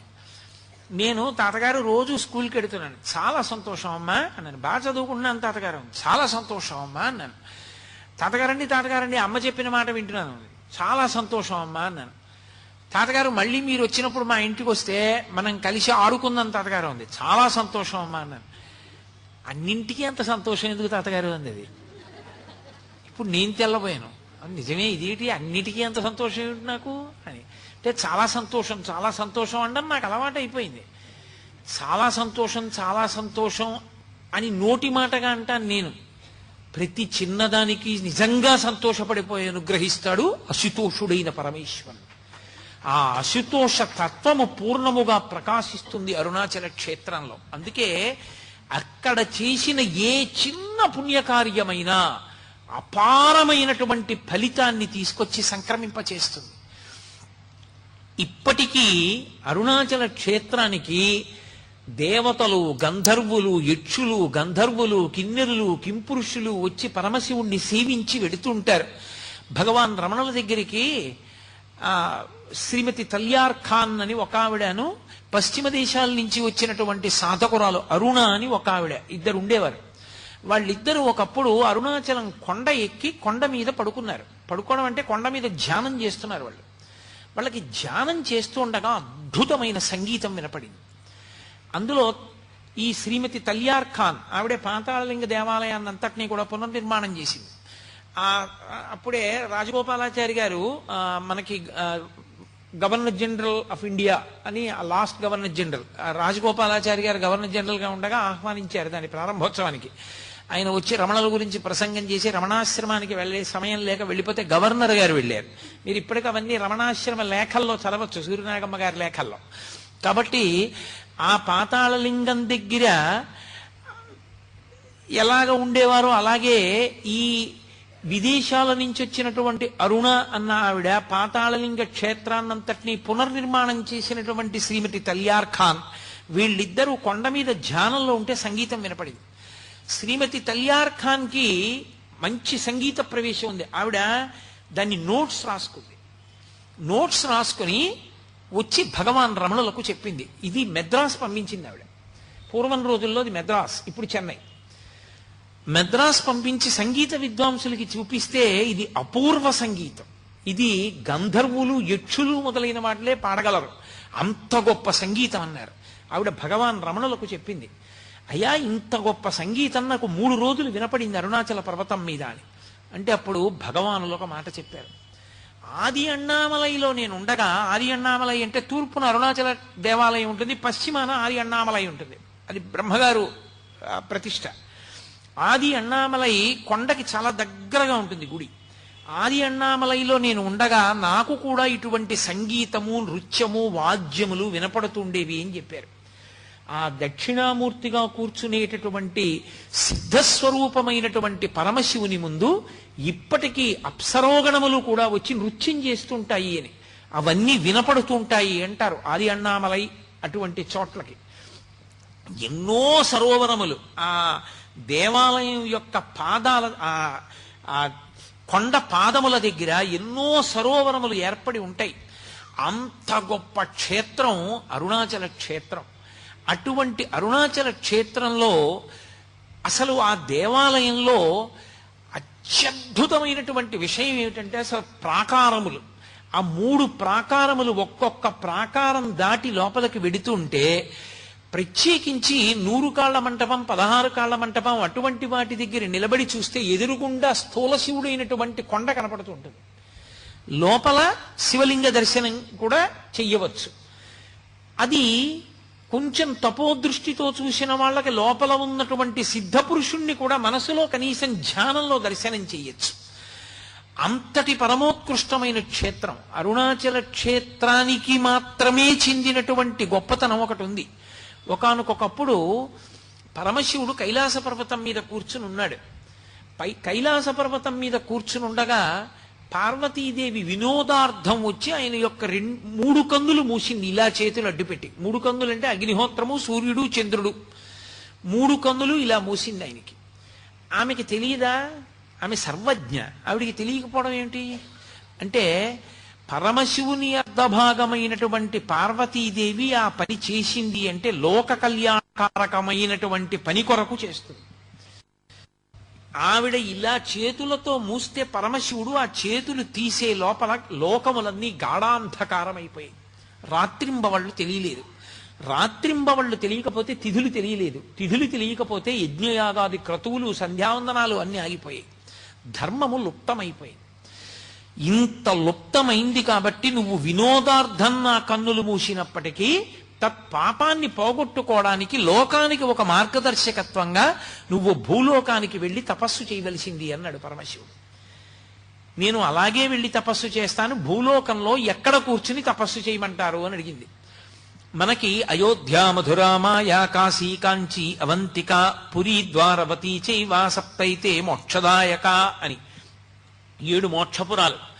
6 ఉత్తర భారతదేశంలో ఉన్నాయి. దక్షిణ భారతదేశంలో ఉన్న ఏకైక మోక్షపురి కాంచీపురం. కాబట్టి కాంచీపురం వెళ్ళి కాంచీపురంలో తపస్సు చెయ్యి అన్నాడు. ఆవిడ కాంచీపురంలో కొంత మట్టి తీసి శివలింగంగా పెట్టి ఆవిడ ఆ శివలింగాన్ని ఆరాధన చేస్తోంది, తపస్సు చేస్తూ.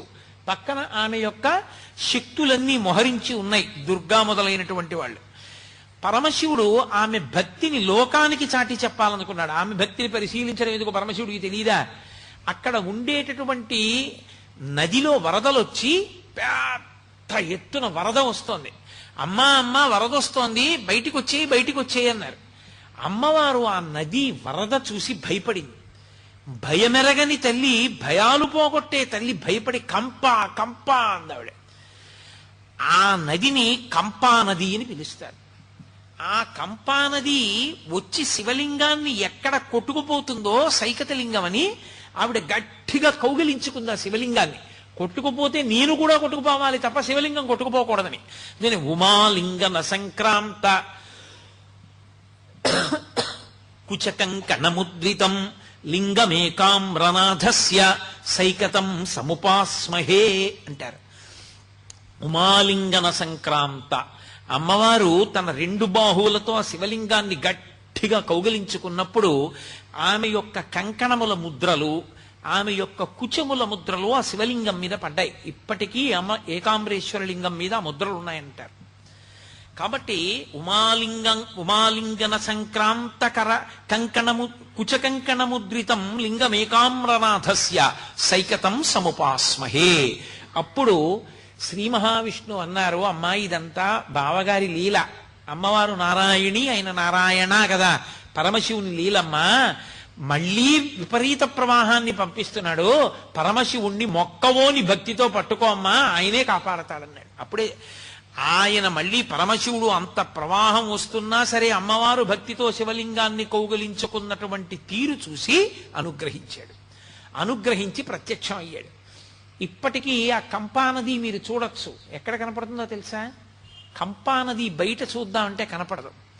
కంపానది కాంచీపురంలో చూడాలి అంటే మీకు ఏకాంబరేశ్వరుడు ఆ మామిడి చెట్టు ఉంటుంది. ఆ మామిడి చెట్టు వెనక పరమాచార్య స్వామి వారికి ఆ సహస్రచంద్ర దర్శనోత్సవం సమయంలో ఆయన ఏ సహస్రలింగానికి వెండి పట్టలు పెట్టి పూజ చేశారో ఆ సహస్రలింగాన్ని దగ్గరికి వెడుతున్నటువంటి దారిలో నీరు కొద్దిగా పైకి ఉబుకుతూ ఉంటుంది. అక్కడ అంతర్వాహినిగా కంప వెడుతూ ఉంటుంది. మీరు ఇంకా బాగా చూడాలంటే ఎవరైనా తెలుసున్న వాళ్ళు ఉంటేనే తలుపు తీస్తారు. ఏకాంబరేశ్వర దేవాలయం లోపలికి వెడుతున్నప్పుడు ఎడం చేతి పక్క గేటు తాళం వేసి ఉంటుంది. ఆ తాళం తీయించి లోపలికి వెడితే మీకు ప్రపంచంలో ఎక్కడా కనపడని విఘ్నేశ్వరుడు కనపడతాడు. ఆయన ఓ పెద్ద నగారా ఒకటి పెట్టుకుని ఆ ఢంకా మోగిస్తుంటాడు. ఢంకా విఘ్నేశ్వరుడు అంటారు. 2 కర్రలు చేత్తో పట్టు కొడుతుంటాడు. కాంచీపురంలో ఉత్సవం జరిగితే మొట్టమొదట ఆయనకి వెళ్ళి చెప్తారు. చెప్తే ఆయన ఢంకా వాయించి చెప్తాడు అందరికీ ఉత్సవం ఉంది రెండని. ఆ ఢంకా విఘ్నేశ్వరుడి దేవాలయానికి ఎదురుగుండా 1000 కాళ్ల మంటపం ఉంది. ఇప్పుడు ఆ మంటపంలోకి ఎవరు వెళ్ళలేరు. కొన్ని లక్షల గబ్బిలాలతో నిండిపోయింది అది. ఒకప్పుడు శివకేశవులు ఇద్దరికి, వరదరాజస్వామికి ఏకాంబరేశ్వరుడికి కళ్యాణం ఒకే మంటపంలో చేసేవారు అక్కడ. ఇప్పుడు ఆ మంటపం అంతా గబ్బిలాలే, అడుగు కూడా పెట్టలేరు. ఆ మంటపానికి ఎదురుగుండా నడిస్తే కుడి చేతి వైపు ఒక పెద్ద తొట్టెలా కనపడుతుంది గోడతోటి. దాని దగ్గరికి వెళ్ళి మీరు చూస్తే నీరు నిండి ఉంటుంది. అది కంపా నది. అక్కడ ఇప్పటికీ కంపా ప్రవాహం అక్కడుంది. ఆ తల్లికి పరమశివుడు అప్పుడు ప్రత్యక్షం అయ్యాడు. ఆ శివలింగాన్ని కౌగిలించుకున్నప్పుడు ప్రత్యక్షమై నీవు చేసినటువంటి అపరాధమునకు తగిన ప్రాయశ్చిత్తం పూర్తయింది. ఇప్పుడు నిన్ను నేను స్వీకరించడం అరుణాచలంలో చేస్తాను, కాబట్టి అరుణాచల క్షేత్రానికి వెళ్ళి గిరి ప్రదక్షిణం చేయమన్నాడు. అంటే అమ్మవారు అరుణాచల క్షేత్రానికి వచ్చి ఇక్కడ నాకు ఈ అరుణాచల వైభవాన్నంతటినీ కూడా తెలియచేయబడవలసిన అవసరమున్న తల్లి అని కాదు. వినడం సంతోషం పిల్లల దగ్గర, చెప్పగలిగిన సమర్థుడెవరని చూసింది. గౌతమ మహర్షి, ఇంకెవరు అంతటి శివభక్తుడు. గౌతమ మహర్షి ఎదురేగి అమ్మవారు వస్తుంటే పురాణంలో వర్ణిస్తారు, అమ్మవారి శరీరంలోంచి మరకతమణి కాంతులు వచ్చేయట. నల్లగా ఉంటుంది కదా తల్లి, మరకతమణి కాంతులు వస్తుంటే గౌతమ మహర్షి ఎదురేగి అమ్మవారిని తీసుకొచ్చి కూర్చోపెట్టి అరుణాచల వైభవం అంతటినీ చెప్పాడు. గౌతమ మహర్షి చెప్పిన అరుణాచల వైభవంలోంచి, ఆ దేవాలయ వైభవంలోంచే నేను మీకు ఇప్పటి వరకు చెప్పిన ప్రసంగం చెప్పాను. కాబట్టి అది అమ్మవారికి చెప్పిన ప్రసంగం. ఆ అమ్మవారికి ఇవన్నీ చెప్పి ఆ తల్లి అక్కడే ఉండి పరమశివుని యొక్క అనుగ్రహానికి ఎదురు చూస్తోంది. ఆ ఎదురు చూస్తున్న రోజులలో మహిషాసురుడు అమ్మవారిని మోహించి అక్కడికి వచ్చి అమ్మవారితో యుద్ధం చేశాడు. మహిషాసుర సంహారం చేసింది ఆ తల్లి. మహిషుడి శరీరం కింద పడిపోయిన తర్వాత ఆవిడ తేరిపారి చూసేటప్పటికీ ఆయన కంఠం తెగి కంఠంలో నుండి నెత్తుటితో శివలింగం కనపడింది. అరే, శివలింగం నెత్తుటితో ఉందేమి అని ఆవిడ ఇలా పైకి తీసింది. అది చేతికి అంటుకుపోయింది. ఆ శివలింగం చేతికి అంటుకుపోతే ఆవిడ గౌతమ మహర్షిని అడిగింది, ఇదేమిటి శివలింగం ఇలా అంటుకుంది అని. అమ్మా, ఆయన మహాశివభక్తి తత్పరుడమ్మా మహిషాసురుడు, కంఠంలో శివలింగాన్ని ఉంచుకున్నవాడు అంది. అంతటి మహాశివభక్తి తత్పరుణ్ణి నేను వధించానే అని అమ్మవారు చిన్నబుచ్చుకున్నప్పుడు పరమశివుని యొక్క అశరీరవాణి వినపడింది. వాడు సరి అయిన దీక్షా స్వీకారము చెయ్యకుండా అమంత్రకంగా శివలింగాన్ని కంఠంలో ఉంచుకున్నాడు. అందుకనే బుద్ధి ఘోరమైన వైపుకి తిరిగిపోయింది. అందుకుని నీ చేత మరణించాడు. నీ చేత అంటుకున్న శివలింగం ఊడి కింద పడాలి అంటే నువ్వు ఒక పరమోత్కృష్టమైన తీర్థమునందు స్నానం చేయాలి. ఆ శివలింగం ఊడి పడిపోతుంది. పడిపోయినప్పుడు దాన్ని అక్కడ ప్రతిష్ఠ చేయమన్నారు. అప్పుడు గౌతమ మహర్షి అన్నారు, అమ్మా, నీకు ఇంకొక తీర్థం ఎందుకమ్మా? ఏ చేత్తో ఇంకొక చేత్తో కత్తి పట్టుకున్నావో ఆ చేతితో నీ ఎదురుగుండా ఉండేటటువంటి శిల మీద ప్రహారం చెయ్యి అన్నారు. ఆమె తన చేతిలో ఉన్న కత్తి తీసి ఎదురుగుండా ఉన్నటువంటి శిల మీద ప్రహారం చేసింది. ఆ శిల బద్దలై అందులోంచి గంగ పుట్టింది. దాన్నే ఖడ్గతీర్థము అంటారు. ఆ ఖడ్గతీర్థంలో స్నానం చేస్తే సమస్త పాపములు ఉపశమిస్తాయి. నా ప్రసంగాలు అయిపోయే లోపల కావాలంటే మీకు నేను ఆ ఫోటోలన్నీ చూపించగలను. అరుణాచలం వెడితే కదా అవన్నీ చూపించగలగడం. ఇక్కడ నేను చూపించగలిగింది ఫోటోలోటే చూపించగలను.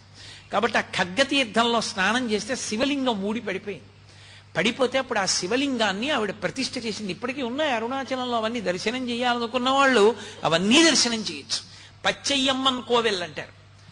ద్రవిడ దేశంలో అమ్మవారి కోవెల్ అని పచ్చయ్యమ్మన్ కోవెల్ అంటారు. పచ్చయ్యమ్మన్ కోవెల్ అంటే పచ్చటి మణికాంతి కలిగిన తల్లి అని. పచ్చటి మణి, మరకత మణి ఎలా ఉంటుందో అటువంటి కాంతి కలిగినటువంటి శరీరమున్న తల్లి అని. భగవాన్ రమణులు తరచుగా ఆ దేవాలయం దగ్గరికి వెడుతుండేవారు.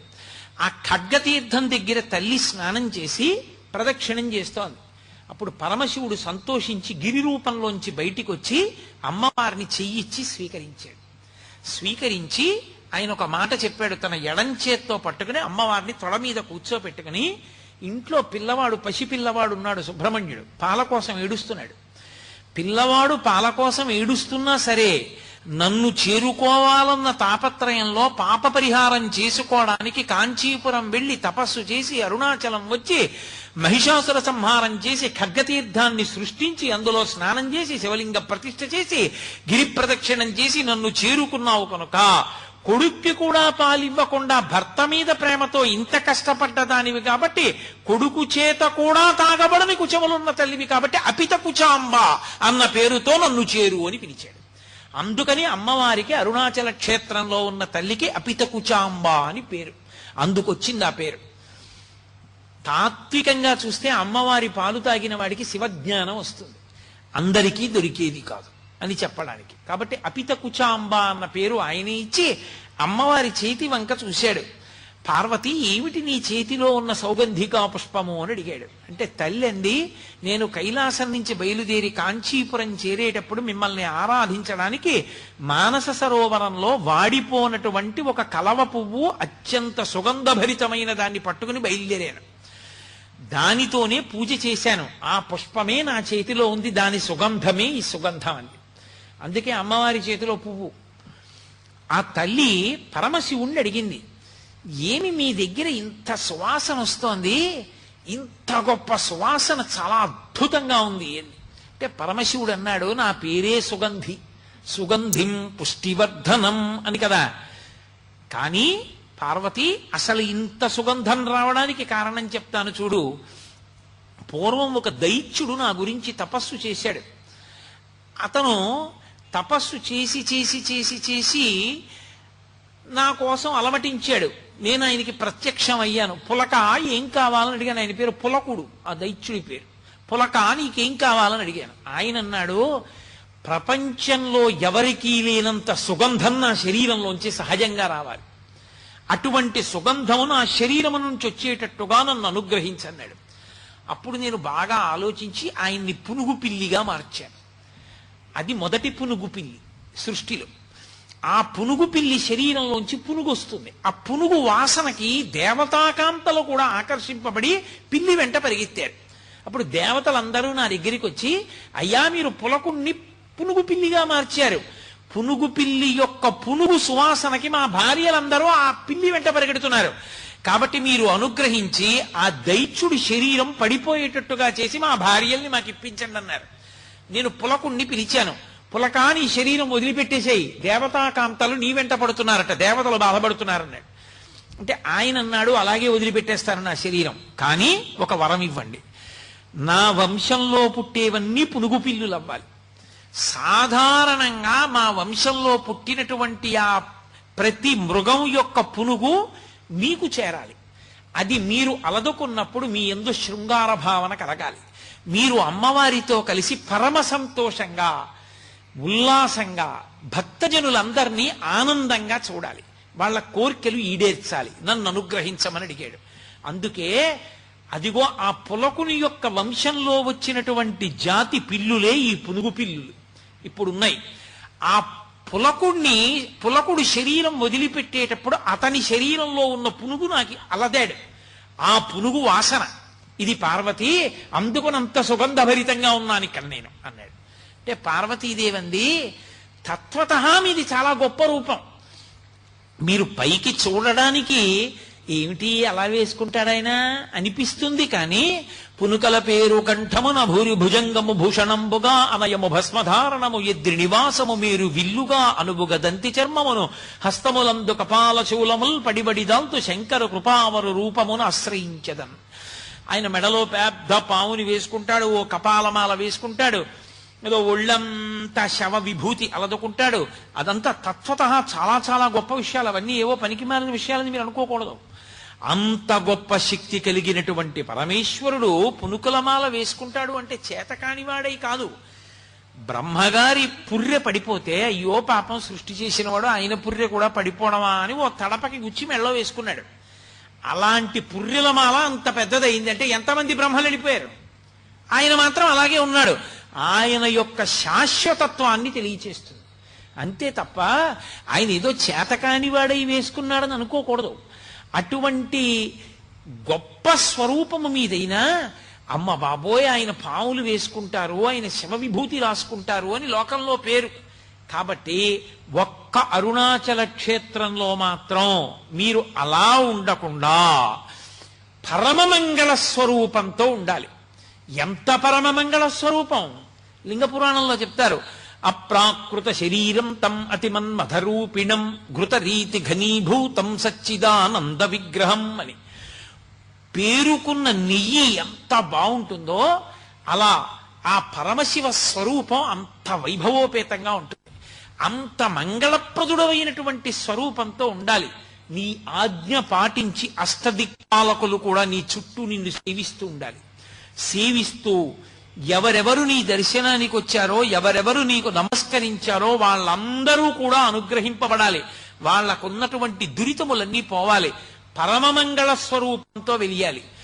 కోటి సూర్య ప్రతీకాశం సర్వావయవ సుందరం విచిత్రవసంచాధ నానాభూషణభూషితం అని ఆయన సుప్రసన్నం సులావణ్యం సుహాసంచ మనోహరం గౌరాభం ద్యుతి సంయుక్తం చంద్రరేఖా విభూషితం సూర్యేణ చిత్రితం మూర్ధ్ని చంద్రదండ విరాజితం గంగా చ యమునా చైవ విధర్తు స్మనుచామరే అని వ్యాస భగవానుడు శివమహాపురాణంలో వర్ణించినట్టు ఒక అతిమంగళ స్వరూపం అంటారు దాన్ని. అసలు శివుని యొక్క యథార్థ స్వరూపం అలా ఉంటుంది.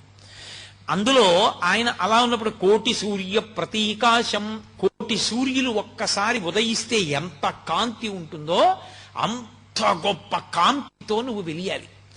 కాబట్టి కోటి సూర్య ప్రతీకాశం సర్వావయవ సుందరం, ఏ అవయవం వంక చూసినా కన్ను తిప్పుకోవడానికి వీలుండకూడదు. అంత సుందర రూపంతో సుందర శివుడిగా వెలియాలి నువ్వు.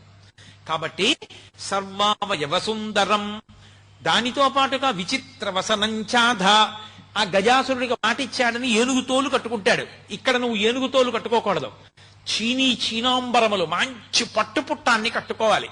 విచిత్ర వసనంచాధ నానాభూషణభూషితం, అద్భుతమైనటువంటి అలంకారములన్నీ చేసుకోవాలి.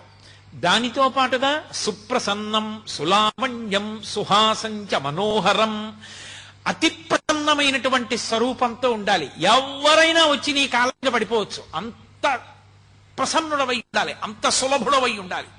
సుప్రసన్నం సులావణ్యం సుహాసంచ మనోహరం, మంచి చిరునవ్వు నవ్వుతూ ఉండాలి. నీనో నువ్వు రమిస్తూ కన్నులు మూసుకుని అరమోట్పు కన్నులతో ఉండకూడదు, కన్నులు తెరిచి నవ్వుతూ ఉండాలి. సుహాసంచ మనోహరం, చూడగానే అవతల వారి మనస్సు హరింపబడాలి. సుహాసంచ మనోహరం గౌరాభం, తెలుపు ఎరుపు పసుపులు కలిసిన కాంతితో ఉండాలి. ద్యుతి సంయుక్తం, నీలోంచి మంచి కాంతి ప్రసరిస్తూ ఉండాలి. గౌరాభం ద్యుతి సంయుక్తం చంద్రరేఖా విభూషితం, తదియనాటి చంద్రరేఖని కిరీటంలో ధరించిన వాడవై ఉండాలి. సూర్యేణ చిత్రితం మూర్తిని, సూర్యుడు నీ తల మీద గొడుగై ఉండాలి. చంద్రదండ విరాజితం, చంద్రుడు దానికి దండమై ఉండాలి, కర్రై ఉండాలి. గంగా చ యమునా చైవ విధర్తు స్మనుచామరే, గంగా యమున రెండు పక్కల నిలబడి నీకు చామరం వేస్తూ ఉండాలి. అంత గొప్ప స్వరూపంగా పార్వతీ కళ్యాణంలో కనపడ్డావు. మళ్ళీ అంత గొప్ప మంగళ స్వరూపంగా నువ్వు అరుణాచలంలో కూర్చోవాలి. నీ దగ్గర నుంచి వచ్చినటువంటి ఆ పులకుడు పునుగు పిల్లిగా మారినప్పుడు నీకు అలదినటువంటి ఆ పునుగున్నదే, ఆ వాసన చూసినప్పుడు నాకు ఈ కోరిక కలిగింది. కాబట్టి అరుణాచలంలో నువ్వు అంత పరమమంగళ స్వరూపంతో వెలియాలని కోరుకుంది. అందుకే పసిపిల్లల దగ్గర నుండి పెద్దవాళ్ల వరకు అందరికీ అందుబాటులో ఉన్న స్వామి అక్కడ. అందరూ ఆ కొండ ఎక్కుతారు, కొండ మీద తిరుగుతారు, కొండ మీద సంతోషంగా గడుపుతారు, ప్రదక్షిణం చేస్తారు. అంత గొప్పగా గడపడానికి అవకాశమిచ్చినటువంటి క్షేత్రం. ఆ అగ్నిస్వరూపమే పావకి అని పేరు సుబ్రహ్మణ్యుడికి. అందుకే సుబ్రహ్మణ్యుడికి కూడా ఆలవాలమైనటువంటి క్షేత్రం అరుణాచల క్షేత్రం. శివ శివా, శివ అంటే పార్వతీదేవి, శివ అంటే శివుడు. శివుడు పార్వతుల యొక్క సమాగమ స్వరూపానికి సరి అయినటువంటి నిర్వచనమే సుబ్రహ్మణ్యుడు. అటువంటి సుబ్రహ్మణ్య తేజస్సుకి ఆలవాలమైన క్షేత్రం కాబట్టే సుబ్రహ్మణ్యావతారంగా భగవాన్ రమణులు అక్కడ వెలిశారు, అక్కడే ఉన్నారు చాలా కాలం. కాబట్టి అటువంటి క్షేత్రంలో ఒక విశేషం జరిగింది కూడా. నేను మీతో అరుణగిరినాథర్ జీవితం గురించి ప్రస్తావన చేశాను. అరుణగిరినాథర్ని ఒకప్పుడు ప్రౌఢదేవరాయలు అడిగాడు, నాకు సుబ్రహ్మణ్యేశ్వర స్వామి వారి యొక్క దర్శనం చేయించు అని అడిగాడు. అడిగితే ఆయన అన్నాడు, నీకు దర్శనం చేయించడానికి ఒక పెద్ద ఇబ్బంది ఉంది. సుబ్రహ్మణ్య దర్శనం చేసే ప్రయత్నం చేస్తే, నిజంగా స్వామి నీకు దర్శనమిస్తే, ఆయన యొక్క విశేషమైన కాంతి వలన నీ నేత్రములు రెండు దృష్టిని పోగొట్టుకుంటాయి, ఇక నీకు కళ్ళు కనపడవు. అందుకని వద్దన్నాడు. అంటే ఆయన అన్నాడు, కళ్ళు పోయినా పర్వాలేదు, నాకు సుబ్రహ్మణ్య దర్శనం చేయించండి. సరే, ఇద్దరూ కలిసి దేవాలయంలోకి వెళ్ళారు, అరుణాచలేశ్వర దేవాలయంలోకి. సుబ్రహ్మణ్యేశ్వర స్వామి ముందు నుంచి అరుణగిరినాథర్ స్తోత్రం చేశాడు. సుబ్రహ్మణ్యుడు ప్రౌఢదేవరాయల వారికి ఎదురుగుండా ఉన్న స్తంభంలోంచి ప్రత్యక్షమై ప్రకాశించాడు. ఆయన కనపడగానే ప్రౌఢదేవరాయల వారి రెండు కళ్ళు పోయి, కళ్ళు పోగానే మళ్ళీ అరుణగిరినాథర్కి బాధ కలిగి, అయ్యో రాజు కళ్ళు పోయాయని మళ్ళీ సుబ్రహ్మణ్యుడిని ప్రార్థించాడు కళ్ళిమ్మని. మళ్ళీ సుబ్రహ్మణ్యుడు ప్రౌఢదేవరాయల వారికి కళ్ళిచ్చేశాడు. అందుకే ఇప్పటికీ కూడా ఈ కథ జరిగినటువంటిది, ఈ వైభవం జరిగినటువంటిది కాబట్టి ఆ క్షేత్రంలో సుబ్రహ్మణ్య దేవాలయాన్ని ప్రత్యేకంగా ఒక పేరుతో పిలుస్తారు. తిరు కంబత్తి నాయలార్ దేవాలయము అని పిలుస్తారు దాన్ని. ప్రౌఢదేవరాయల వారికి తన దర్శనమిచ్చి కళ్ళు పోతే మళ్ళీ కళ్ళిచ్చినటువంటి క్షేత్రం కాబట్టి అంత గొప్పగా అమ్మవారి కోరిక తీర్చడానికి పరమమంగళప్రదమైన స్వరూపంతో పరమశివుడు వెలిసినటువంటి క్షేత్రం సుబ్రహ్మణ్యేశ్వర స్వామి వారు వెలిసినటువంటి క్షేత్రం. ఆ క్షేత్రంలో మీతో నేను భళ్ళాల మహారాజు గారికి పరమేశ్వరుడు ఎంత అనుగ్రహాన్ని కురిపించాడో మనవి చేశాను. ఆ తరువాతి కాలంలో, ఈ మధ్య కాలంలో జరిగినటువంటి సంఘటనగా చెప్తారు పెద్దలు. ఒక గొప్ప ఐశ్వర్యవంతురాలు ఒంటి నిండా నగలు పెట్టుకుని తిరువణ్ణామలై అంటారు అరుణాచలాన్ని. తిరువణ్ణామలైలో ఒక పెళ్లికి వెళ్ళడం కోసమని రైల్వే స్టేషన్లో దిగింది. బాగా చీకటి పడిపోయింది అప్పటికే రాత్రి. ఆమె ఒక జట్కా మాట్లాడుకుని ఆ చిరునామా చెప్పి నన్ను నా ఇంటికి తీసుకెళ్ళమని అడిగింది. ఆ జట్కా బండివాడు ఈమె ఎక్కినటువంటి బండిని అరుణాచలం అరణ్యం ఆ కొండ మొదట్లోకి తీసుకుపోతున్నాడు. ఆవిడికి అర్థమైంది నన్ను దోచుకోవడానికి తీసుకెళ్తున్నాడని. ఆమె గట్టిగా అరిచింది, ఎక్కడికి తీసుకెళ్తున్నాను, నోరు మొయ్యి, నోరెత్తే చంపేస్తానన్నాడు. ఆమెకి చేసేది ఏమీ లేక భయపడిపోయి నిశ్శబ్దంగా కూర్చుని ఆ చీకట్లో తనని రక్షించే వాళ్ళు లేరని ఆ పొదల్లో చెట్ల మధ్య నుంచి జట్కా వెళ్ళిపోతుంటే ఆమె అరుణాచల శివ, అరుణాచల శివ, అరుణాచల శివ అని మనసులో స్మరించింది. అకస్మాత్తుగా అక్కడికి 4 పోలీస్ కానిస్టేబుల్స్ వచ్చారు. మేము ఇక్కడ బీట్ తిరుగుతున్నాం, ఈ జట్కా ఈ లోపలికి ఎందుకు వచ్చింది, ఇంత లోపలికి అరణ్యంలోకి ఎందుకు తీసుకొచ్చామని అడిగారు. వాడు భయపడిపోయాడు. ఆవిడ్ని విడిపించారు, తీసుకెళ్లారు, పెళ్లి ఇంట్లో దింపేశారు. ఆవిడ్ని తీసుకెళ్తున్నప్పుడు ఆవిడ ఆ పోలీసులు నెంబర్లు అడిగింది. నెంబర్లు అడిగి వాళ్ళ ఇంటికి వెళ్ళి పెళ్లి అయిపోయిన తర్వాత, నేను అంత కష్టంలో ఉంటే నా ఒంటి మీద అన్ని నగలున్నా వాళ్ళు నన్ను సురక్షితంగా చేర్చేశారు, కాబట్టి ఆ 4 పోలీసులకి మీరు ఏదైనా క్యాష్ అవార్డు ఇవ్వవలసింది అని ఆ పోలీసు నెంబర్స్ ఇస్తూ ఆవిడ కొంత పైకాన్ని కూడా ప్రభుత్వానికి పంపితే అసలు తమిళనాడు గవర్నమెంట్ సర్వీస్లో ఆ నెంబర్లతో ఉన్న పోలీసులు లేరు అని తెలిసి, అరుణాచలేశ్వరుడే ఆ తల్లిని ఆ రూపంతో ఆదుకున్నాడు. కాబట్టి ఆనాడు ఈనాడు అని కాదు, అరుణాచల శివ, అరుణాచల శివ, అరుణాచల శివ అన్న నామము అంత గొప్ప నామము. ఆ క్షేత్రం పేరెత్తిన, ఆ క్షేత్రంలో ఉండేటటువంటి పరమశివుని యొక్క పేరు స్మరించిన ఉత్తర క్షణంలో ఈశ్వరానుగ్రహం కలుగుతుంది. అక్కడ ఉన్న తల్లి అపితకుచాంబ. అపితకుచాంబ ఆ తల్లి దయార్ద్ర హృదయ, పరమ సంతోషాన్ని పొందినటువంటి క్షేత్రం. ఆమె పరమశివుని యొక్క నేత్రములను మూసినటువంటి కారణం చేత లోకానికి కలిగినటువంటి ఇబ్బంది తన వలన కలిగిందన్న భావం చేత ఆ పాపం ఆవిడికి లేకపోయినా ఆవిడ ప్రాయశ్చిత్తంగా కాంచీపురం అరుణాచలం వచ్చి తపస్సు చేసి మళ్ళీ పరమశివుని యొక్క వామార్ధ భాగాన్ని చేరుకున్న కారణం చేత పరమ ప్రసన్నురాలై కూర్చున్నటువంటి క్షేత్రం అరుణాచల క్షేత్రం. అందుకే అపితకుచాంబ దర్శనం చేసినా, ఆవిడ్ని స్తోత్రం చేసినా, ఆవిడికి నమస్కరించినా ఉత్తర క్షణంలో పలుకుతుంది. కావ్యకంఠ గణపతి మునికి ఆ తల్లి ఎంత పలికిందో మీకు నేను నా ప్రసంగం అయిపోయే లోపల అరుణాచల క్షేత్రంతో అద్భుతంగా తమ జీవితాలు ముడివేసుకున్న మహాయోగులు కొంతమంది ఉన్నారు. అందులో మొట్టమొదటి వారి శేషాద్రి స్వామి. శేషాద్రి స్వామి రమణ మహర్షులు ఇక్కడ ఉన్నారని కనిపెట్టారు. శేషాద్రి స్వామి. అసలు అరుణాచలం అంటే మారుపేరుగా మారిపోయిన వారు మహానుభావులు భగవాన్ రమణులు. అలాగే భగవాన్ రమణుల ఆశ్రమంలో ఆయన ఎప్పుడు మాట్లాడేవారు కాదు, మౌనస్వామి అని పేరు. ఆయన ఎప్పుడైనా నోరు విప్పి ఒక్క మాట మాట్లాడితే ఆయన మాట్లాడిన మాటల్ని వెంటనే పోస్ట్ కార్డు మీద రాసి వాళ్ళ అన్నయ్య గారికి పంపిస్తూ ఉండేవారు, సూరి నాగమ్మ గారు.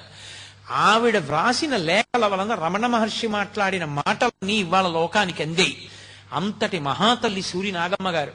అలాగే భగవాన్ రమణులకు ఆ పేరు ఉంచినటువంటి వారు రమణుల యొక్క పరిపూర్ణమైన అనుగ్రహాన్ని పొంది నైరుతిలింగం దగ్గర తపస్సు చేసి షట్చక్రభేదం వరకు చెయ్యగలిగినటువంటి స్థితికి ఎదిగిపోయిన వారు కావ్యకంఠ గణపతి ముని. వీళ్ళందరికీ అరుణాచల క్షేత్రంతో ఒక గొప్ప అనుబంధం. నేను ఈ ప్రసంగాలు పూర్తి చేసే లోపల అరుణాచల వైభవాన్ని ఈ కోణాల్లో, ఈ మహాయోగుల యొక్క జీవితాలు, వాళ్ళ జీవితాల్లో తటస్థించిన సంఘటనలు, అరుణాచల పర్వతంతో, అరుణాచల శివునితోటి వాళ్లకున్న అనుబంధము, ఈ విశేషాల గురించి నేను ప్రతిరోజు ఆ యోగుల జీవితాలతో కలిపి మీకు చూపించే ప్రయత్నం చేస్తాను. అప్పుడు ఆ రమణుల యొక్క తత్వము, అరుణాచల క్షేత్ర వైభవము రెండు కలిపి ప్రకాశింపచేసేటటువంటి అవకాశం కుదురుతుంది. నేను మీతో మనవి చేశాను, అరుణాచల క్షేత్రంలో అత్యంత ప్రధానమైనది ఇది అని అడిగాడు గౌతమ మహర్షి పరమశివుడు. ఇక్కడ నేను చాలా తొందరగా ప్రీతి చెందేది దేనికో తెలుసా? ప్రదక్షిణము చేత అని చెప్పాడు శివుడు. ఇక్కడ ప్రదక్షిణం చేస్తే అసలు దాని వలన వచ్చేటటువంటి ఫలితాన్ని చెప్పడం సాధ్యం కాదు. అది ఎంత ఫలవంతమో రేపు మీకు చూపిస్తాను. అరుణాచల గిరి ప్రదక్షిణం అంత గొప్పది. కామకోటి పీఠాధిపతులైన పరమాచార్య స్వామి తరచుగా చెప్తుండేవారు, వెళ్ళి అరుణాచలానికి ప్రదక్షిణం చెయ్యండి అంటుండేవారు. ఏదో ఒళ్ళు పెద్దదైపోయింది, బరువు ఎక్కువైపోయింది, ఏం చేయమంటారని అడిగితే ఒక ఆయన, అరుణాచలంలో 15 రోజులు ఉండి రోజు గిరి ప్రదక్షిణం చెయ్యి, ఆరోగ్యానికి ఆరోగ్యం కుదురుతుంది, బరువు తగ్గుతుంది, ఈశ్వరానుగ్రహం కలుగుతుందని చెప్తుండేవారు. అంత గొప్పది గిరి ప్రదక్షిణం. రెండవది అరుణాచల జ్యోతి. అరుణాచల జ్యోతి అంత గొప్పది. ప్రత్యేకంగా అదే ఒక గొప్ప జ్యోతి, కొండ జ్యోతి. ఇప్పటికీ కొంతమందికి అరుణాచల శివలింగం దర్శనం చేస్తున్నప్పుడు కూర్చున్న భగవాన్ రమణులు కనపడుతుంటారు. ఇప్పటికీ ఎందరో పెద్దలు అరుణాచల పర్వతంలో జ్యోతులను దర్శనం చేసిన వాళ్ళు, జ్యోతులు వెడుతుండగా చూసిన వాళ్ళు, జ్యోతులు పైకి లేస్తుండగా చూసిన వాళ్ళు, కొండనంతటిని ఒక జ్యోతిగా దర్శనం చేసిన వాళ్ళు ఎందరో ఉన్నారు. అంత గొప్ప క్షేత్రం. అందుకే రేపు ద్వాదశి శుభదినం కనుక రేపటి రోజు మాత్రం అరుణాచల గిరి ప్రదక్షిణం గురించి, అరుణాచలంలో జరిగేటటువంటి కార్తీక జ్యోతి ఉత్సవం గురించి, అసలు ఆ జ్యోతి, ఆ వైభవం, అది ఎన్ని రోజులు జరుగుతుంది, దాని వైభవం ఏమిటి అన్న విషయాల గురించి రేపటి రోజున ప్రస్తావన చేస్తాను. ఇవాళకి నా ఉపన్యాసాన్ని ఇక్కడతో పూర్తి చేస్తున్నాను.